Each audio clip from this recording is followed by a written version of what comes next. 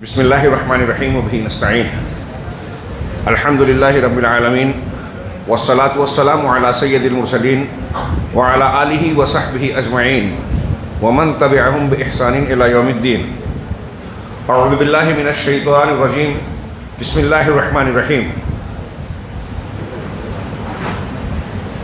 افرأیت من اتخذ الہہ ہواہ واضلہ اللہ علی علم وختم علی سمعہ وقلبہ وجعل على بصره غشاوة فمن يهديه من بعد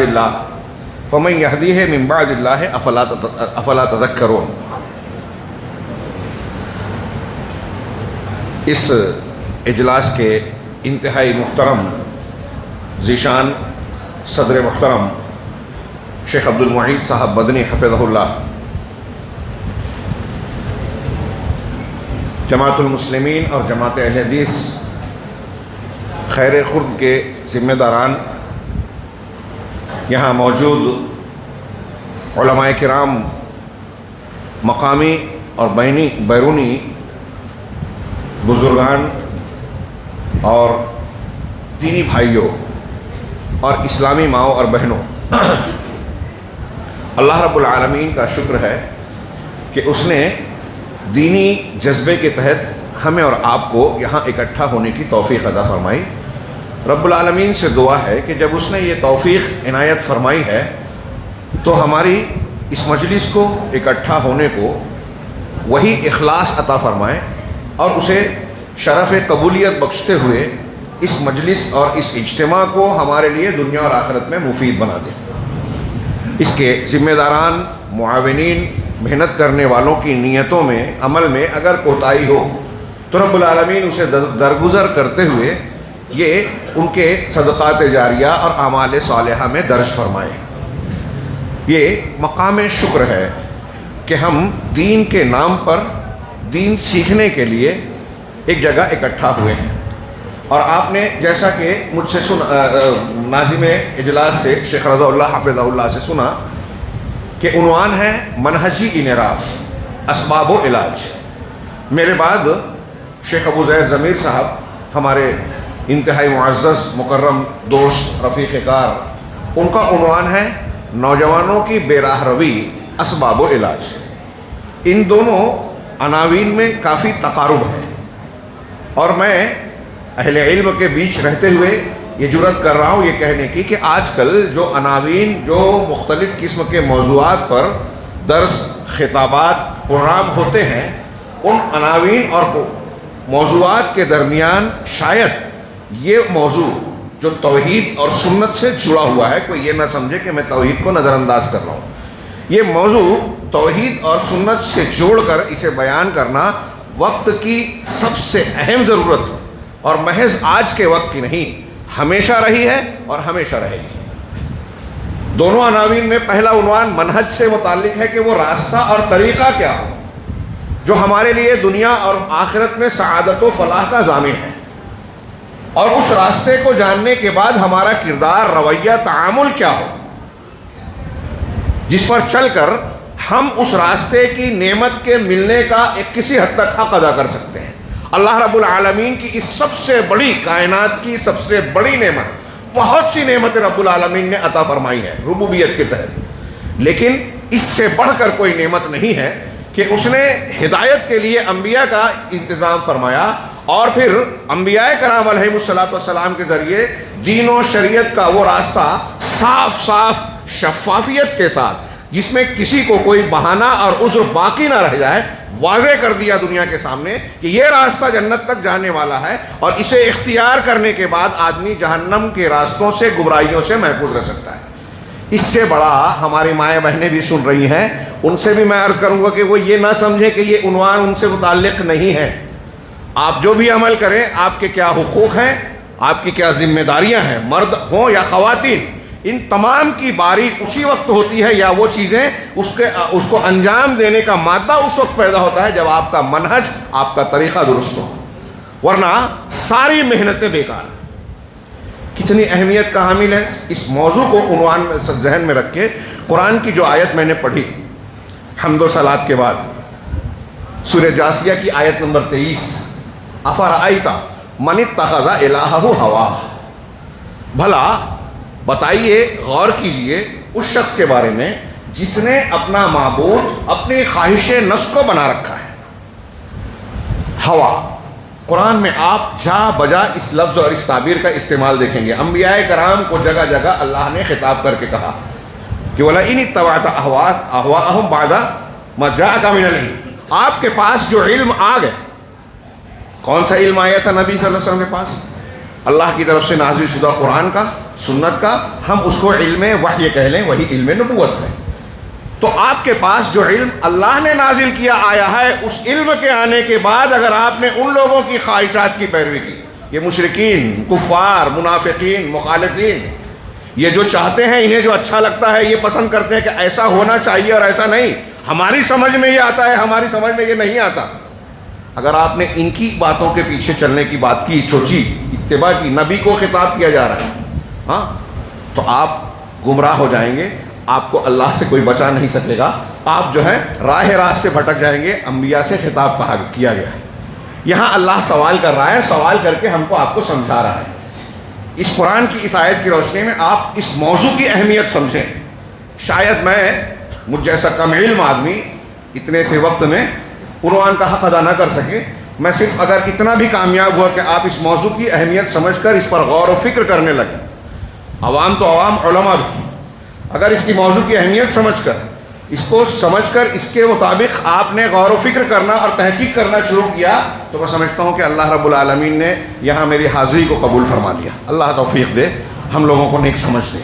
اللہ نے سوال کیا، افرأیت من اتخذ الہہ ہواہ، تمہارا کیا خیال ہے، ذرا غور کیجئے اس شخص کے بارے میں جس نے اپنی خواہش کو اپنا معبود بنا لیا۔ خواہش کو معبود بنا لینا، ہوائے نفس کسے کہتے ہیں؟ میں علامہ ابن تیمیہ کی ایک تشریح کا بہت خلاصہ اپنے 2 جملے میں بیان کروں اختصار کے لیے، کہ اگر قرآن و سنت ایک طرف موجود ہے، اللہ کے رسول صلی اللہ علیہ وسلم کی تعلیمات واضح طور سے موجود ہیں، صاف صاف موجود ہیں، اسے چھوڑ کر دنیا کی کسی بھی قانون، فکر، قیاس، اجتہاد، خواب، کشف، الہام، کسی بھی چیز کو بندہ اختیار کرے، اگر وہ قرآن و سنت کے خلاف ہے تو وہ ہوائے نفس ہے۔ 2 تعبیر آپ کو قرآن میں ملے گی کہ وہ لوگ ظن کی اتباع کرتے ہیں، وہ لوگ ہوا کی اتباع کرتے ہیں۔ اتباع ہوا اتباع رسول کے خلاف ہے، ضد ہے، سمجھ لیجیے۔ ہاں، اتباع ظن علم کے اتباع اور دلیل کی اتباع کے خلاف ہے، قرآن و سنت کو ماننے کے خلاف ہے۔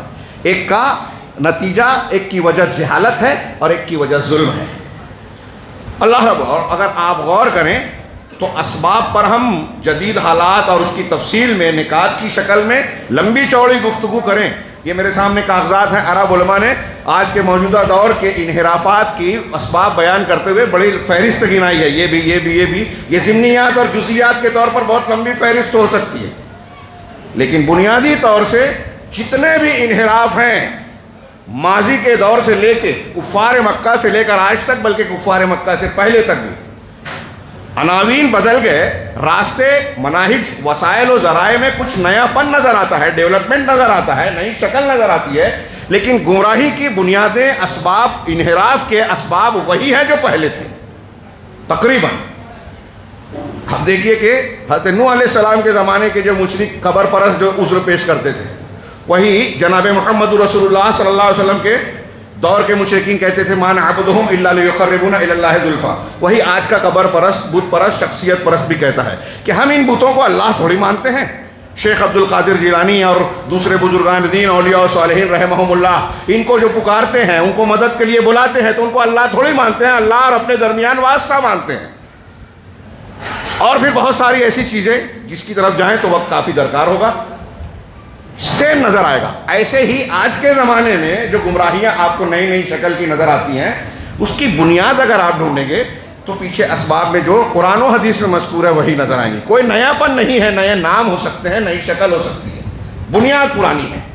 چنانچہ اللہ کہہ رہا ہے کہ بتائیے اس کے بارے میں جس نے اپنے خواہش نفس کو اپنا معبود بنا رہے۔ خواہش نفس کو معبود بنانے کا مطلب یہ کیا ہوا کہ ایک طرف اللہ اور رسول ایک حکم دے رہے ہیں، اللہ کا حکم ہے، اس کی طرف سے رسول بتا رہا ہے، ہم اسے نہ مانتے ہوئے اپنے من سے چل رہے ہیں، اپنے جی سے فیصلہ کر رہے ہیں، کون سی چیز اچھی ہے کون سی بری ہے، یہ ہم فیصلہ کر رہے ہیں۔ جو اچھا لگے اس کو قبول کیا، جو برا لگے اس کو رد کر دیا۔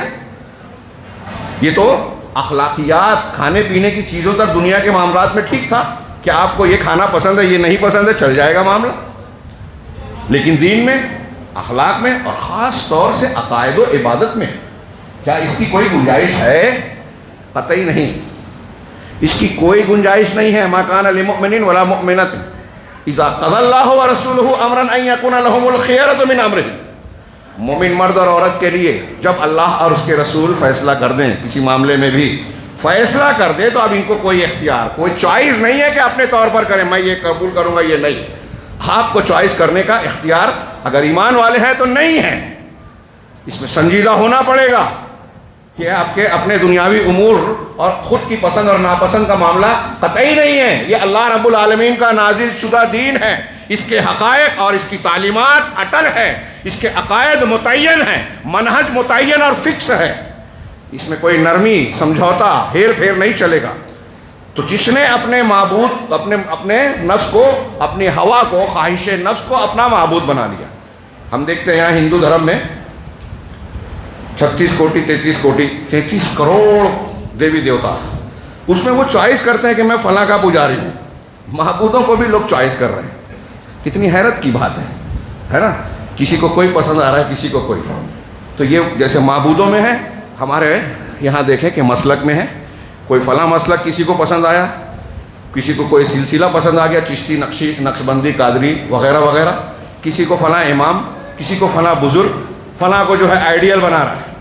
کس بنیاد پہ بنا رہے ہیں؟ جب ان سے کہا جائے تو کہتے ہیں کہ میں تو جاہل ہوں، قرآن و حدیث نہیں سمجھتا۔ قرآن و حدیث کی حقانیت اور کلمہ پڑھ کر تو آپ نے قبول کیا کہ بنیاد وہی ہے، لیکن جسے آپ مان رہے ہیں، جب آپ خود کہہ رہے ہو کہ آپ جاہل ہو، تو کس بنیاد پر فیصلہ کیا کہ اس کے پیچھے چلنا چاہیے، یہ میرا امام، یہ میرا پیر، اس کے ہاتھ پر بیعت کہ یہ جو بولا حلال حلال، جو حرام بولا تو میں نے حرام قبول کر لیا؟ کس بنیاد پر فیصلہ کیا؟ عجیب گورکھ دھندا ہے۔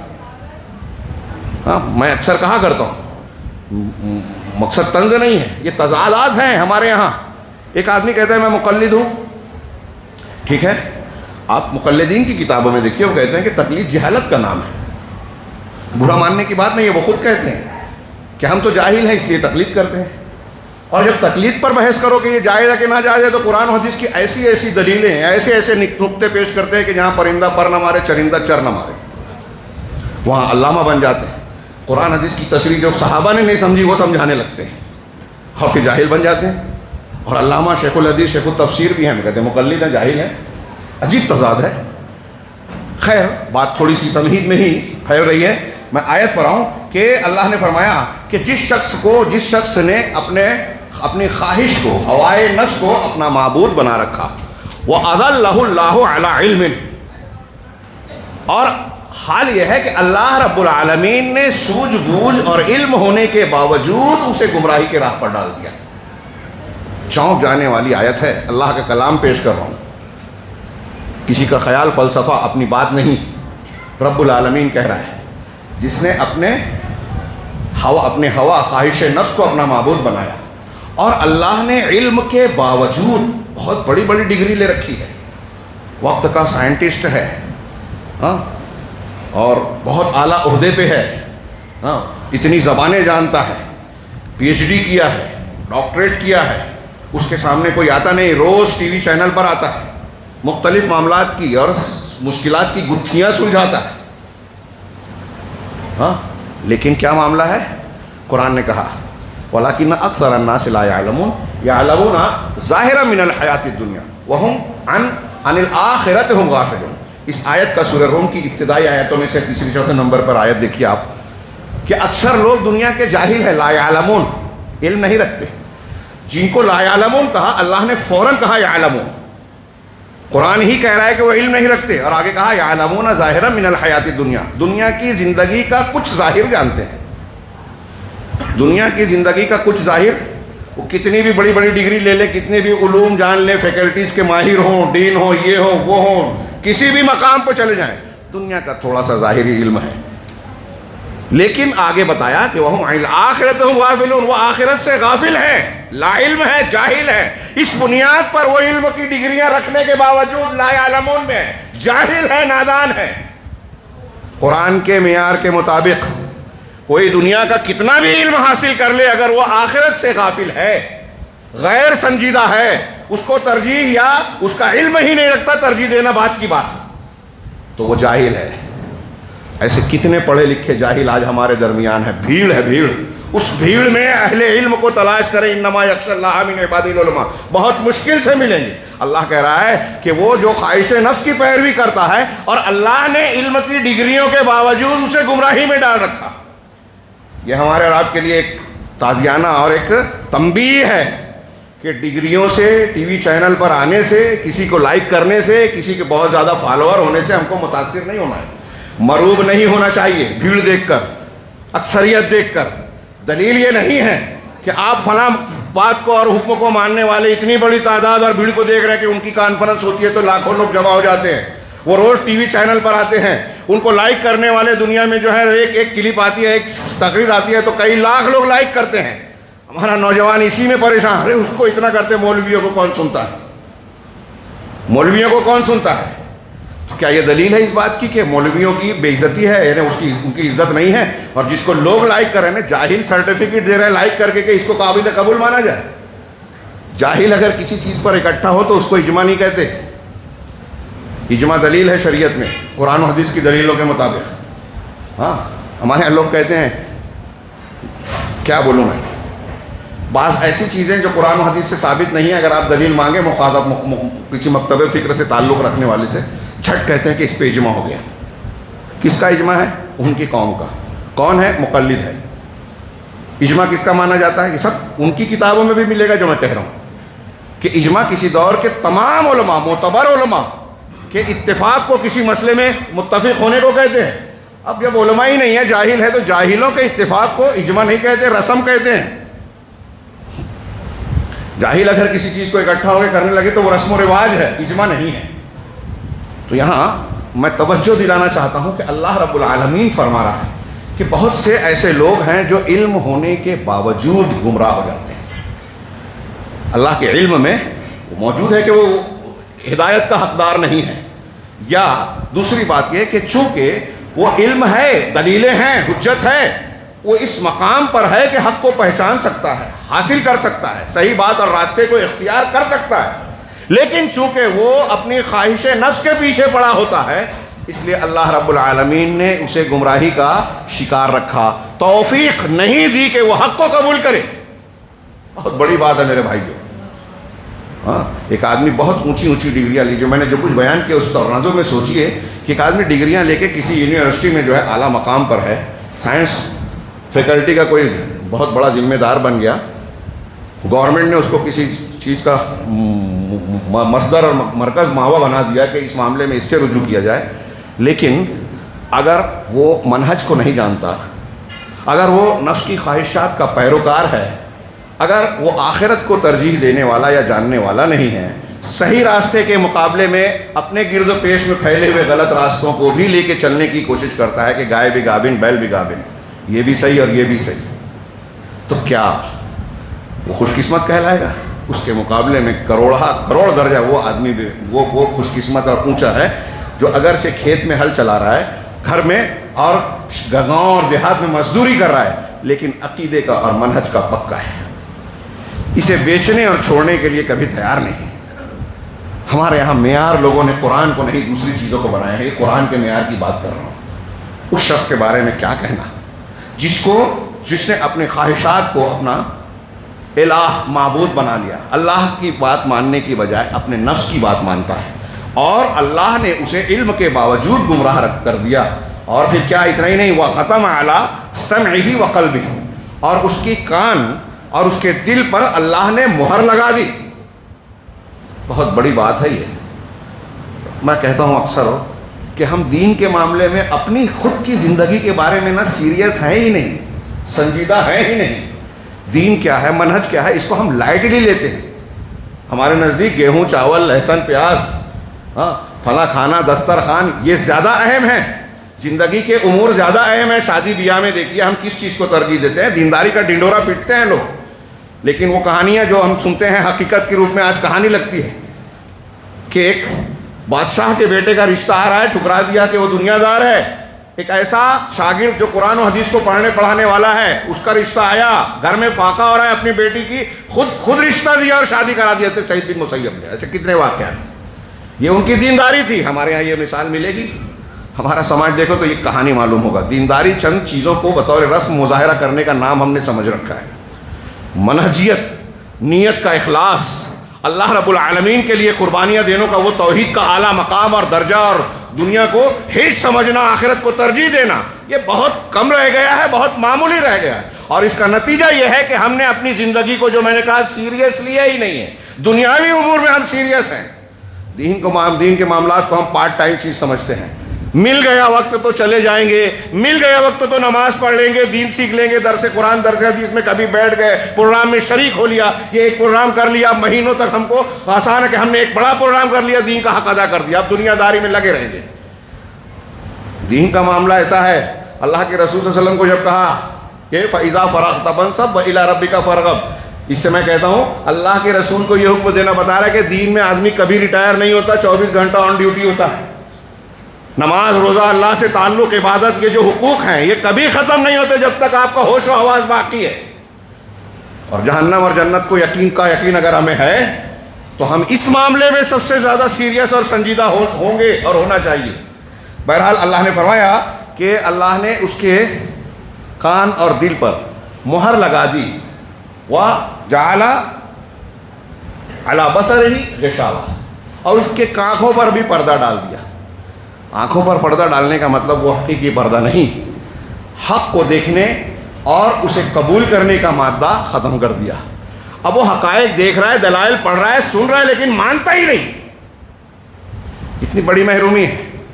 اور ایسے لوگ اپنے آپ کو زیادہ ذہین چالاک سمجھتے ہیں. منافقین جو تھے نا، آپ قرآن سورہ بقرہ سے اٹھائیے، وَإِذَا قِيلَ لَهُمْ آمِنُوا كَمَا آمَنَ النَّاسُ قَالُوا أَنُؤْمِنُ كَمَا آمَنَ السُّفَهَاءُ. جب کہا جاتا کہ جیسے لوگ، یعنی صحابہ ایمان لائے ویسے تم بھی لاؤ، تو کہتے ہیں کہ جیسے بیوقوف لوگ لائے ہیں ایمان، کیا ہم ویسے ایمان لائیں؟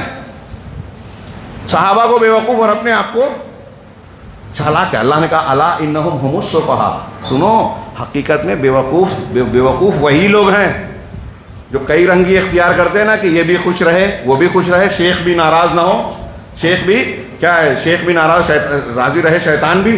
ہاں، اور تو یہ جو رویے اختیار کرنے والے ہیں، منافق ہر دل عزیز بننا چاہتا ہے. لیکن آپ حدیث پڑھیے کہ جو اللہ کو ناراض کر کے لوگوں کو خوش کرنا چاہتا ہے، اللہ اس سے ناراض ہوتا ہی ہے، دنیا میں بھی ذلیل کر دیتا ہے. کبھی کوئی دو رنگا، دو منافق، دو چہرے والا انسان لوگوں میں معزز اور قابل اعتبار نہیں نظر آئے گا. کچھ دن کچھ لوگوں کو بیوقوف بنائے گا، لیکن پھر اس کے بعد اس کا بھانڈا پھوٹتا ہے، اور اس کے اپنے بھی اس کی عزت نہیں کرتے. اور جو اصول والا ہوتا ہے، منہجیت والا ہوتا ہے، یہ صحیح ہے تو میں اسے قبول کروں گا، چاہے اس کے مخالفت کرنے والا کتنا قریبی ہو، کتنا طاقتور ہو. اس کی عزت آپ دیکھیں کہ دشمن بھی کرتا ہے، کہ آدمی کھڑا ہے، اصولی ہے، جو اس کو صحیح لگتا ہے یا دلیلوں کی بنیاد پہ آ گیا، اس کے اصولوں سے سمجھوتا نہیں کرتا. خیر، اللہ رب العالمین نے اس کے بعد کہا، یہ 2-3 باتیں سامنے رکھیے کہ خواہش نفس کی پیروی کرنا، علم کے باوجود گمراہ ہو جانا، اور پھر صلاحیتیں بہت ہے، بہت اچھی تقریر کرتا ہے، بہت اچھی کتاب لکھتا ہے، لوگوں میں بہت معزز ہے، لیکن اللہ نے حقیقت میں اس کی آنکھ، کان اور دل پر جو ہے پردے ڈال دیے، مہر لگا دیے. فَمَن يَهْدِهِ اللَّهُ مِن بَعْدِهِ، فَمَن يَهْدِهِ مِن بَعْدِ اللَّهِ. اب اللہ کے بعد اسے کون ہدایت دے گا؟ افلا تذکرون، کیا تم سوچتے نہیں، غور نہیں کرتے، نصیحت حاصل نہیں کرتے؟ یہ ہمارے عنوان کے بارے میں اللہ نے پوچھا کہ تم غور نہیں کرتے، کہ منہجی انحراف اختیار کرتے ہو. اللہ تبارک و تعالیٰ کی الوہیت کا لا الہ الا اللہ کہہ کے اقرار تو کر رہے ہو، لیکن پھر اس کے بعد اپنی خواہش کو اپنا معبود بنا کے کوئی یہ مسلک، کوئی یہ سلسلہ، کوئی فلاں طریقہ اختیار کر رہا ہے. قرآن اور سنت کی صاف صاف تعلیمات موجود ہے کہ حق یہاں ہے، صراط مستقیم یہ ہے. اس سلسلے میں جناب محمد رسول اللہ صلی اللہ علیہ وسلم نے کوئی الجھاؤ نہیں رکھا، کوئی گدلا پن نہیں رکھا. فرمایا کہ ترکتکم علی المحجۃ البیضاء، میں نے تم کو روشن راستے پر چھوڑا ہے، روشن شاہراہ پر، لیلھا کنہارھا، اس کی راتیں بھی دین کی طرح روشن ہے. لا یزیغ عنہا الا ہالک. ہلاک ہونے والا ہی جو توفیق سے محروم ہے وہی سے بھی ہٹے گا, بگڑے گا, منحرف ہوگا. ایک دم صاف. آپ اور ہم یہ نہیں کہہ سکتے کہ ارے سب مسلک تو صحیح نظر آتے ہیں, اسے پڑھو تو یہ ٹھیک دکھتا ہے, اسے پڑھو تو وہ صحیح نظر آتا ہے. یہ چلے گا نہیں اللہ کے ہاں. اللہ کہہ رہا ہے قرآن صاف ہے, آسان کیا سمجھنے والے کے لیے. رسول اللہ صلی اللہ علیہ وسلم فرمایا کہ دین آسان ہے. آپ نے فرمایا کہ میں نے رات کو اس کی ہمارے دین کی رات بھی دین کی طرح روشن ہے. آپ کہہ رہے ہیں کہ میلی ہے, دین بھی جو ہے سب دین میں بھی دکھائی نہیں دیکھ رہا ہے. تو آپ کی بات صحیح ہے کہ رسول کی بات. یہ جو کلام میں نے کیا اس تناظر میں ہمیں کیا سنجیدہ, کتنا سنجیدہ ہونا چاہیے, اس کے ابھارنے کے لیے میں اپنی بات کہتا رہا ہوں تو بہت ہی کم نکات پیش کروں گا. اس لیے میں کچھ علماء کی تحریروں کا خلاصہ پیش کرتا ہوں. شیخ عبد الرحمن بن ناصر السعدی, ان کی ایک کتاب ہے ایمان کے درخت کی شاخیں, تو اسی میں انہوں نے کہا کہ ایمان کے مادوں اور اس کو تقویت دینے کی ایک اہم ترین چیز یہ ہے. ایمان کتنا ضروری ہے ہم بار بار سنتے ہیں. دنیا اور آخرت کی ساری بھلائیاں قرآن میں آپ بار بار پڑھیں. ان الذین آمنوا کہ وعملوا الصالحات کانت لهم جنات الفردوس نزلا. ایمان اور عمل صالح والوں کے لیے جنت الفردوس ہے, جب فردوس کے باغات. من عمل صالحا من ذکر وانثى وهو مؤمن فلنحيينه حیاتا طیبہ. مرد اور خواتین بہت غور سے سنیں. ہم مادی اسباب کے پیچھے بھاگتے ہیں, روحانی اسباب کو نظر انداز کرتے ہیں. قرآن کہہ رہا ہے رب العالمین کہ جو عمل صالح کرے گا, مرد ہو یا عورت, مرد ہو یا خاتون, اس حال میں کہ وہ مومن ہو, ایمان اور عمل صالح یہ دو چیز ہوگی تو اللہ کا وعدہ آ گیا ہے فَلَنُحْيِيَنَّهُ حَيَاتًا طَيِّبَةً. ہم خوشگوار زندگی اسے جلائیں گے, کو خوشگوار زندگی دیں گے. کیا آج مسلمانوں کی زندگی خوشگوار ہے؟ کتنے مسائل ہیں, کتنے مصائب ہیں, کتنی بیماریاں ہیں, کتنی الجھنیں ہیں, کتنی پریشانیاں ہیں, سیاسی, معاشی. ہم پر روز نئے عذاب اور نئی آفت ٹوٹ رہی ہے. نئے قانون آ رہے ہیں جو مسلمانوں کو لپیٹنے کی اور تنگ کرنے کی, دائرہ تنگ کرنے کی کوشش کر رہے ہیں, اور ہم اس کا نتیجہ دیکھ رہے ہیں اپنے گھروں میں. اس کا گھروں میں نتیجہ دیکھ رہے ہیں. ہمارے نوجوان اس کے پیچھے بھاگ رہے ہیں. توحید منہج حق چھوڑ کر کوئی کسی دانشور اور مفکر کے پیچھے جا رہا ہے, کوئی قادیانیت کو اختیار کر رہا ہے, کوئی حدیثوں کا انکار کر رہا ہے, کوئی تحریکیت اختیار کر رہا ہے, کوئی فلاں انجینئر اور فلاں صحابہ کرام کو گالی دینے والے سے متاثر ہو رہا ہے. ہمارے بیچ کے لوگ, یہ ہمارے گھروں میں اب سلمان رشدی اور تسلیمہ نسرین کی کھیپ نکل رہی ہے. وہ ان کا بدنام ہو گیا معاملہ. گستاخ رسول, یہ ہمارے ہاں گستاخ صحابہ, گستاخ رسول قدم قدم پر مل رہے ہیں, بلکہ گستاخ الہ مل رہے ہیں اللہ تبارک و تعالیٰ کی شان میں گستاخی کرنے والے, جو قرآن پر اعتراض کرتے ہیں, قرآنی تعلیمات پر اور نظام پر اعتراض کرتے ہیں کہ وہ اسلام میں عورتوں کے ساتھ یہ ہے, فلاں کے ساتھ یہ ہے. خاندان اور عورتوں کو سب سے زیادہ نشانہ بنایا گیا. یہ جو انحراف کے اسباب ہیں اس کے ضمن میں جائیں تو ہو سکتا ہے بہت سے لوگ یہ سننا چاہتے ہیں, اس کا موقع نہیں ہے. جدید ادوار میں یہ علمانیت, لادینیت, سیکولرزم, انسانیت کو ایک مذہب بنا کر پیش کیا گیا, اور نئے نئے افکار جو آتے ہیں لوگوں کو خوبصورت بنا کے پیش کیا جاتا ہے کہ مذہب نہ دیکھو, نہ ہندو, نہ مسلمان, نہ عیسائی, نہ کہ انسانیت کا مذہب اختیار کرو. یہ سب دھوکہ ہے, بکواس ہے. اگر اسلام نہیں ہے تو انسانیت نہیں ہے. انسانیت کا شعور کہاں سے آئے گا؟ کیا ہر انسان کی عقل کو بنیاد بنایا جائے گا؟ گمراہی کا ایک سبب ہے جو میں آگے پیش کرنے والا ہوں. عقلیت پسندی, جو پہلے معتزلہ کے دینی معاملات میں جو اصول بن کر آئی, تقدیم العقل علی النقل, عقل کو نقل پر, یعنی ہماری عقل کو قرآن و حدیث پر مقدم کیا جائے, یہ معتزلہ نے اصول بنایا.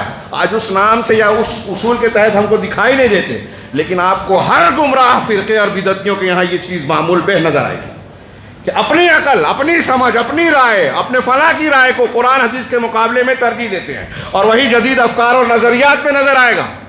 انسانیت, سیکولرزم, سوشلزم, فلاں مذہب, فلاں فکر, جمہوریت, اور جمہوریت نے خارجیت کا قالب ڈھال لیا ہے. اپنے طور پہ چوائس کرتے ہیں. کیا ضرورت ہے ان سب چیزوں میں پڑھنے کی؟ اختلافات میں نہیں پڑھتے, وہ بھی صحیح اور یہ بھی صحیح. یہ سب دھوکے ہیں, فریب ہیں. اچھی طرح سے سمجھے, یہ منہج کے انحراف کے مختلف راستے ہیں جو ہمارے عنوان سے کنیکٹڈ بات ہے. تو یہ اس کا نتیجہ آج ہم دیکھ رہے ہیں. میں اشارہ کرنا چاہتا ہوں, ابھی میں تقریباً ہر درس اور تقریر میں اس کو دہرا رہا ہوں, ہو سکتا ہے کسی کو ٹھیک نہ لگتا ہو, لیکن میں اسے ضروری سمجھتا ہوں کہ ہمیں اپنی غیرت کا جائزہ لینا چاہیے. 3-4 مہینہ پہلے, بلکہ اور کم, بمبئی کی رپورٹ تھی کہ صرف شہر بمبئی میں 1 مہینے میں 35 مسلم لڑکیوں نے غیروں سے شادی کی, مذہب بدل لیا, مرتد ہو گئی. یہ ایک شہر کی بات ہے. اور بھی واقعات آئے اخبارات میں, میں نے اشارہ کیا صرف. غور کیجئے, کیا اس کے باوجود ہمیں نہیں لگتا کہ اس معاملے میں ہم کو کتنا سنجیدہ ہونا چاہیے؟ ساری چیزوں سے بڑھ کر اس کی فکر کرنی چاہیے. اپنی اگلی نسل اسلام پر رہے گی کہ نہیں رہے گی؟ صحیح منہج کو پر قائم رہے گی یا ارتداد کو, شرک کو, کفر کو, بدعت و خرافات کو, ان چیزوں کو قبول کرے گی؟ ہاں, ہر نماز میں اللہ تعالیٰ نے ہم کو تعلیم دی, رسول اللہ صلی اللہ علیہ وسلم نے بتایا اہدنا الصراط المستقیم. ہر بندے کو امام و مقتدی و ہر رکعت میں پڑھنا ہے. دعا مانگنی ہے کہ صراط مستقیم پر چلا, اس کی توفیق دے. علامہ ابن تیمیہ کہتے ہیں کہ یہ دعا جو اللہ نے ہر نماز کے لیے سکھائی, یہ بندے کے لیے سب سے زیادہ نفع بخش, دنیا اور آخرت کے لیے سب سے زیادہ ضروری اور سب سے اہم دعا ہے. آپ کو دنیا کی ساری چیزیں مل جائیں, صراط مستقیم سے آپ ہٹ گئے تو ساری نعمتیں بیکار ہیں. اس سے بڑھ کر اور کوئی عنوان ہو سکتا ہے کیا؟ تو یہ جو اللہ نے ہم کو دعا سکھائی, اب اس کی محنت کرنا ہے, اور اسی کا ایک حصہ ہے کہ یہ ہم اس عنوان پر گفتگو کر رہے ہیں. تو شیخ عبد الرحمن ناصر السعدی کہتے ہیں کہ ایمان کی مقومات اور اس کی تقویت دینے والی چیزوں میں ایک یہ چیز ہے کہ اپنے دل کو ان تمام چیزوں سے مقابلہ اور اس کے سامنے بچنے کا عادی بنایا جائے, اپنے آپ کو مقابلے کے لائق بنایا جائے, جو ایمان کے لیے خطرہ ہے, ایمان کے لیے چیلنج ہے. اب وہ کفر ہو, کفر کی شاخیں, نفاق کی شاخیں, فسوق یعنی گناہ اور نافرمانی کی شاخیں, عصیان یعنی اللہ تبارک و تعالیٰ اور اس کے رسول کے دین کی مخالفت کی شاخیں. اس کی جتنی شاخیں ہیں, ان تمام کے خلاف جو ہے آدمی کو کھڑا رہنے کا مادہ اپنے اندر پانا چاہیے. ہمارے اور آپ کے لیے یہ ضروری ہے. ہر شخص کے ایمان کا یہ امتحان ہوگا. ہم پہلا سبق پڑھتے ہیں دنیا میں کہ اللہ نے ہم کو امتحان کے لیے پیدا کیا. توحید ایک طرف, اس کے تقاضے, اس کے مقابلے میں کفر شرک, اس کے لوگ اور اس کے تقاضے. ہم کو دونوں طرف مقابلہ آرائی کی کیفیت قیامت تک رہنی ہے. ہم کدھر جاتے ہیں, کس سے محبت کرتے ہیں؟ الحب فی اللہ والبغض فی اللہ ہمارا شعار بنتا ہے, یا پھر یہ کہ اپنے من سے ہم دوستی اور دشمنی کو نبھائیں کہ دنیا کا فائدہ کافروں سے بھی تال میل کرنے میں ہے تو منافقت اختیار کریں, ان کے ساتھ بھی اور ان کے ساتھ بھی رہیں. یہ ہم کو شیخ کہہ رہے ہیں کہ اس کو بنانا ہے کہ اپنے آپ کو اس کا عادی بنایا جائے کہ ہم ایمان کے منافی, ایمان کے خلاف چیزوں کا مقابلہ کرنے کے لیے اپنے آپ کو تیار رکھیں, کھڑے رہیں. کیونکہ جس طرح یہ ضروری ہے کہ ہم اپنے ایمان کو مکمل کرنے کے لیے, اسے مضبوط بنانے کے لیے تمام اسباب کو اختیار کریں جو اللہ اور رسول نے بتائے ہیں ایمان اور عمل صالح کو قوت دینے والے, ایسے ہی ضروری ہے کہ ایمان کے راستے میں جو رکاوٹیں ہیں, جو الجھنیں ہیں, جس سے آدمی ایمان سے ہٹ جاتا ہے, ان سے اپنے آپ کو بچائیں. اور وہ کیا ہے؟ کہہ رہے ہیں وہ یہ ہے کہ گناہوں سے اپنے آپ کو نکالنا. گناہ سرزد ہو جائے اللہ رب العالمین کی نافرمانی تو فوراً توبہ کرنا, اور پھر اپنے تمام اعضاء اور جوارح کو محرمات سے بچانا, اور ان شبہات کے فتنوں سے اپنے آپ کی حفاظت کرنا, مقابلہ کرنا جو علوم ایمان کو مخدوش بنا دیتے ہیں. شبہات کے فتنے, یہ اتنے بڑے بزرگ ہیں, ان کی ایسی ایسی کرامت ہے, تو کیا ان سے ہم مانگ نہیں سکتے؟ یہ شبہ ہے, یہ شبہ ہے. اتنے بڑے بزرگ ہوا میں اڑتے تھے, پانی پہ چلتے تھے, عشاء کے وجہ سے فجر کی نماز پڑھتے تھے, کرامت کھیلتے تھے, آگ میں بیٹھ کر ہنستے مسکراتے تھے. اس طرح کے واقعات بیان کیے جاتے, صحیح ہو یا غلط الگ بات. تو وہ جب ایسا کر سکتے ہیں تو ہم کو اولاد نہیں دے سکتے کیا؟ ہم ان کو پکار لیے تو کون سی غلط بات ہو گئی؟ اللہ نے خود ان کو یہ مقام دیا ہے. یہی بات کفار مکہ اپنے بتوں کے بارے میں کہتے تھے. قرآن کہہ رہا ہے اللہ کے رسول آپ جسے چاہیں ہدایت نہیں دے سکتے. قرآن کہہ رہا ہے اللہ کے رسول آپ کا معاملے میں کوئی حق نہیں ہے, آپ بد دعا دے کر ہدایت سے کسی کو محروم نہیں کر سکتے. قرآن کہتا ہے کہ اے رسول آپ اعلان کیجئے کہ میں غیب نہیں جانتا, میں اپنے لیے اور دوسروں کے لیے نفع نقصان کا مالک نہیں ہوں. یہ رسول اللہ سید المرسلین علی صاحب الصلاۃ والسلام کے بارے میں اللہ کہہ رہا ہے. تو کوئی دنیا کا بڑے سے بڑا پیر ولی, کوئی نبی آپ کے مقام کو پہنچ سکتا ہے؟ جب آپ کی یہ شان نہیں ہے کہ اللہ کی خصوصیات میں شرکت ہو, تو دوسروں کی کیسے ہو سکتی ہے؟ मुशरिक को समझ में नहीं आता। अभी कुरान की आयत पढ़ी कि इल्म और सूझ बूझ होने के बावजूद अल्लाह तबारक व तआला ने गुमराही के राह पर डाल दिया। उसके दिल आँख पर पट्टी बन गई है, पर्दे पड़ गए हैं। ये खुली खुली बात, सबसे ज्यादा सच्ची, सबसे खुली हुई हकीकत उसे नजर नहीं आ रही है कि अल्लाह का जो हक है वो किसी का नहीं। उसमें शरीक किया तो कभी माफ नहीं होगा, उस पर मर गया तो कभी जहन्नम से नहीं निकलेगा। कुरान कहता है इन्नल्लाह ला यग़फ़िरु अन युश्रक बिही व यग़फ़िरु मा दून ज़ालिका लिमन यशा। तो शेख कह रहे हैं कि शुबहात के उन फितरों से अपने आप को बचाना, यही हमारा सब उन्वान है आज का।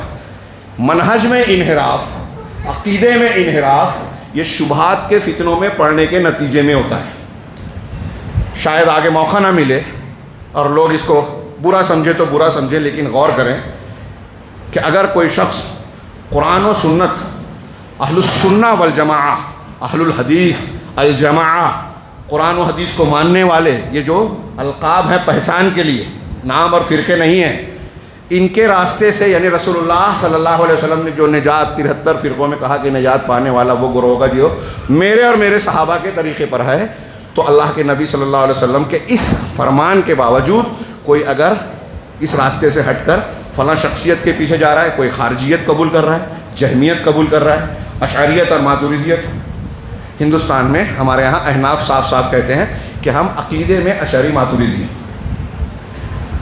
काश किसी वक्त मौका हो, आप उलमाए कराम से सुन सकते हैं। अल्लामा इब्न तैमिया कहते हैं कि बहुत बड़ी अजीब बात है कि एक आदमी कहता है कि मैं फ़ुरू में शाफ़िई हूँ, इमाम शाफ़िई रहमहुल्लाह का के पीछे चलने वाला, उनकी तक़लीद करने वाला, लेकिन वही आदमी अकीदे में जो है वो मुतज़ली है, अशअरी है, मातुरिदी है, सूफ़ी है, और सूफियत, अशरियत, मातुरिदियत के नाम पर वो चीज़ें कबूल करता है जिसको इमाम शाफ़िई, जो इसका फ़ुरू का इमाम है, वो शिर्क कह रहे हैं, कुफ्र कह रहे हैं, गुमराही कह रहे हैं।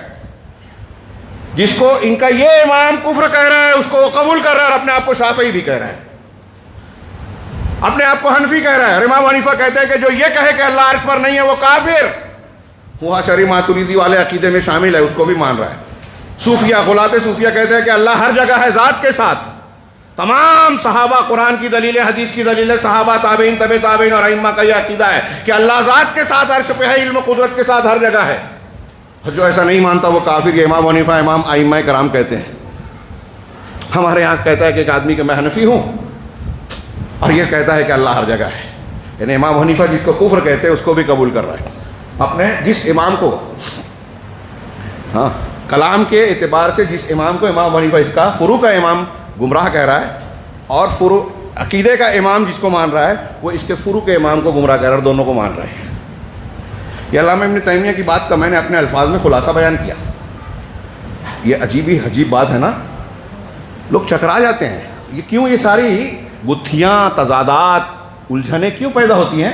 कुरान हदीस से हटने से, सही मनहज से हटने से। ये भी सही और वो भी सही, गाय भी गाबिन, बैल भी गाबिन, हाँ, दोनों नहीं चलेगा। यही तो हमारा इम्तिहान है। अल्लाह शेख ने आगे फरमाया कि मैंने शुबहात के फितने पर, जो मेरे उन्वान से मुतालिक उसको थोड़ी सी तफसील से बयान किया। उसके बाद ये कहते हैं शेख कि ये शुबहात के फितने जो ईमान और उलूम ईमान को कमज़ोर बल्कि कभी तोड़ फोड़ देने वाले होते हैं। शुबहात के फितने से अकीदा बिगड़ता है, मनहज बिगड़ता है। आज हमारे जो नौजवान, फिर से मैं इशारा करूं, तहरीकियत के शिकार हैं। कहते हैं कि हाँ ठीक है, हम अकीदे में अहले हदीस हैं लेकिन फ़लाँ में तहरीकी हैं, फ़लाँ में ये हैं, फ़लाँ में वो हैं। आज ज़रूरत है कि तहरीकियत इख्तियार की जाए। हाँ, ये भी इंतहाई बड़ी गलत फहमी है। अगर आप कुरान और हदीस के मानने वाले उसूलों से हटकर कोई चीज़, किसी भी मामले में दूसरी चीज़ को इख्तियार कर रहे हैं तो आप कुरान और हदीस में कमी मान रहे हैं। इन अरदना इल्ला इहसाना व तौफ़ीक़ का कुरान ने जो मुनाफिकीन का जुमला नकल किया, अकीदे के उलमा ने वजाहत की कि आज कोई भी शख्स सियासत और कुरान को मिला के चलना चाहता है, हाँ, तसव्वुफ़ अक़लियत को और इसको मिला के चलना चाहता है, साइंस और कुरान हदीस को मिला के चलना चाहता है, और उस सिलसिले में कुरान और हदीस को जो है हेरता फेरता है, तो वो मुनाफिकीन की इसी रविश पे चल रहा है कि वो दोनों के दरमियान इरादा एहसान व तौफ़ीक़ और मिला के चलना चाहते हैं। पहले के जिस तरह उन्होंने कहा कि सूफिया कहते हैं कि जो हमारे यहाँ हाल है, हाँ, हक़ाइक़ हैं, उन हक़ाइक़ को कुरान हदीस से मिला के ले चलना चाहते हैं। जो जहमिया, मुतज़िला عقیدے کے سلسلے میں جنہوں نے عقلیت کو اختیار کیا، وہ کہتے ہیں کہ ہم عقلیات اور نقلیات کو ملا کر چلنا چاہتے ہیں، یہ عقلیات نہیں جہلیات ہیں۔ تو کیا سوال یہ پیدا ہوتا ہے، علامہ ابن ابی العز نے اس کا ذکر کر کے شرح العقیدہ طحاویہ میں لکھا کہ اس کا مطلب یہ ہوا کہ وہ یہ کہنا چاہتے ہیں کہ قرآن حدیث میں عقلیات کی کمی تھی، ہم یونان کے فلسفے سے، افلاطونی اور فلانی فلسفے سے جو ہے اس سے مدد لے کے جو ہے قرآن حدیث کی اس کمی کو پورا کریں گے۔ تصوف والے حال اور جو اپنے حقائق کی بات کرتے ہیں کہ ہم اس طرح سے کرتے ہیں، تو وہ اپنے حقائق کی دریافت کر کے قرآن حدیث میں اضافہ کریں گے، قرآن حدیث میں کمی ہے۔ یہی حال آج کے لوگوں کا، ان لوگوں کا جو کہتے ہیں کہ ہم اس معاملے میں تحریکیت کو، اس معاملے میں امریکہ اور یورپ کی تحقیقات کو قبول کریں گے۔ ان کی مروبیت، ان کی جہالت کا نتیجہ ہے۔ جب کوئی کہتا ہے کہ قرآن حدیث میں تو یہ ہے، کیا جواب دیں گے اگر کوئی غیر مسلم اعتراض کرے گا؟ اس بنیاد پر بہت ساری حدیثوں کو جو ہے عقلیت کی شان پر رکھ کر جو ہے اس کو قتل عام کر دیا، انکار حدیث کا راستہ اختیار کر لیا۔ تاریخی واقعات کی بنیاد پر جو ہے متشابہات کے پیچھے پڑھ کے قرآن و حدیث کی صاف صاف تعلیمات ہیں کہ تمام صحابہ جو ہے اللہ تمام سے راضی ہوا، ایک صحابی کو بھی گالی نہیں دینا۔ لیکن تاریخی واقعات پیش کر کے ایک شخص کہتا ہے کہ ارے انہوں نے تو ایسا کیا، اہل بیت کے سامنے جنگ کی، تو یہ حق کیسے ہو سکتے ہیں؟ ہمارا اہل حدیث نوجوان کہہ رہا ہے کہ برابر بات ہے۔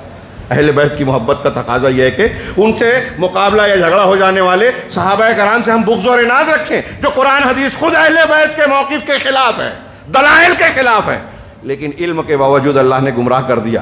اللہ نے دل پر جو ہے پردے ڈال دیے، دل پر جو ہے مہر لگا دی، آنکھ پر پردے ڈال دیے، تو دکھائی نہیں دے رہا ہے، سنائی نہیں دے رہا ہے، حق معلوم نہیں ہو رہا ہے۔ یہ ہمارے گرد و پیش میں ہے باتیں، ہمارے ساتھ بھی اس طرح کی کچھ نہ کچھ باتیں ہیں۔ بہت سے لوگ اس طرح مختلف قسم کی گمراہیوں کا شکار ہیں۔ تو شیخ کہہ رہے ہیں کہ ایمان کی حفاظت کے لیے ہمیں ضروری ہے کہ شبہات کے فتنوں سے اپنے آپ کو بچائیں، اور شہوات کے جو ایمان کے ارادوں کو کمزور کرنے والے ہیں، شہوتوں کے فتنے۔ میرا خیال ہے کہ ہمارے بھائی شیخ ابو زید ضمیر صاحب کے خطاب میں وہ نوجوانوں کو بے راہرویوں سے بچنے کا جو طریقہ یا تربیت کے طریقے اصول جو بھی وہ بیان کریں گے، وہ بہت سارے معاملات اس میں آ جائیں گے کہ لالچ، حرص، دنیا داری، دنیا کو ترجیح دینا، اور یہ گلیمر کی دنیا جس کے پیچھے آج نوجوان بھاگ رہا ہے، لالچ میں جا رہا ہے۔ شیطان کا بہکانے کا دو طریقہ ہوتا ہے، اگر کوئی دیندار ہے تو دین کے نام پر غلو میں مبتلا کر کے اس کو بہکاتا ہے۔ یہ غلو ایک اسباب انحراف میں سے ہمیشہ سے سب سے بڑا سبب رہا ہے۔ ایک آدمی کو مان رہے، نبی کو نبی مان رہے، محبت ضروری ہے، لیکن نبی کو نبوت کے مقام سے آگے بڑھا دیا، اللہ سے ملا دیا۔ ایک پیر صاحب کی عقیدت اور محبت ٹھیک ہے، نیک آدمی سے محبت ہونی چاہیے، اس محبت کو بڑھا کے اس کو نبی کے مقام پر بڑھایا۔ نبی کو جو چاہے خدا کر دکھائیں، اماموں کا رتبہ نبی سے بڑھائیں۔ علامہ حالی کے یہ اشعار آپ سن چکے ہیں۔ یہی غلو ہے، بہت بڑا سبب ہے۔ تو یہ چیزیں عقیدے میں آ جاتی ہیں، اور انسان جو ہے وہ شہوات کے فتنے میں مبتلا ہوتا ہے تو لالچ اور حرص میں پڑھ کے دنیا داری میں جاتا ہے، اور پھر یہ چیزیں اس کو بعد میں عقیدے اور مذہب کے اختلاف میں ڈالتی ہیں۔ مذہب کو دماغ میں غیر ہے، مرے کیا ان سب چیزوں میں پڑھیں، جھنجھٹ میں 5 وقت کی نماز پڑھ لی بہت ہے، کیا ضرورت ہے بھائی اس چیز میں پڑھنے کی، یہ صحیح اور یہ غلط۔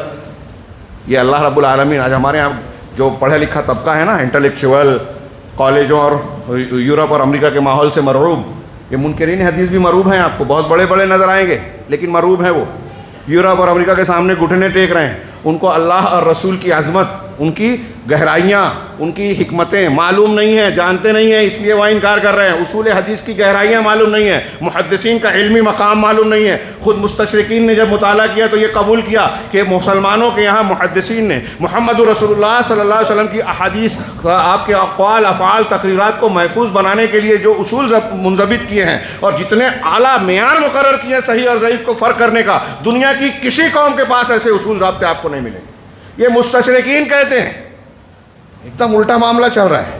جو یہاں اسٹڈی کرتا ہے وہ اس سے مرعوب متاثر ہو جاتا ہے۔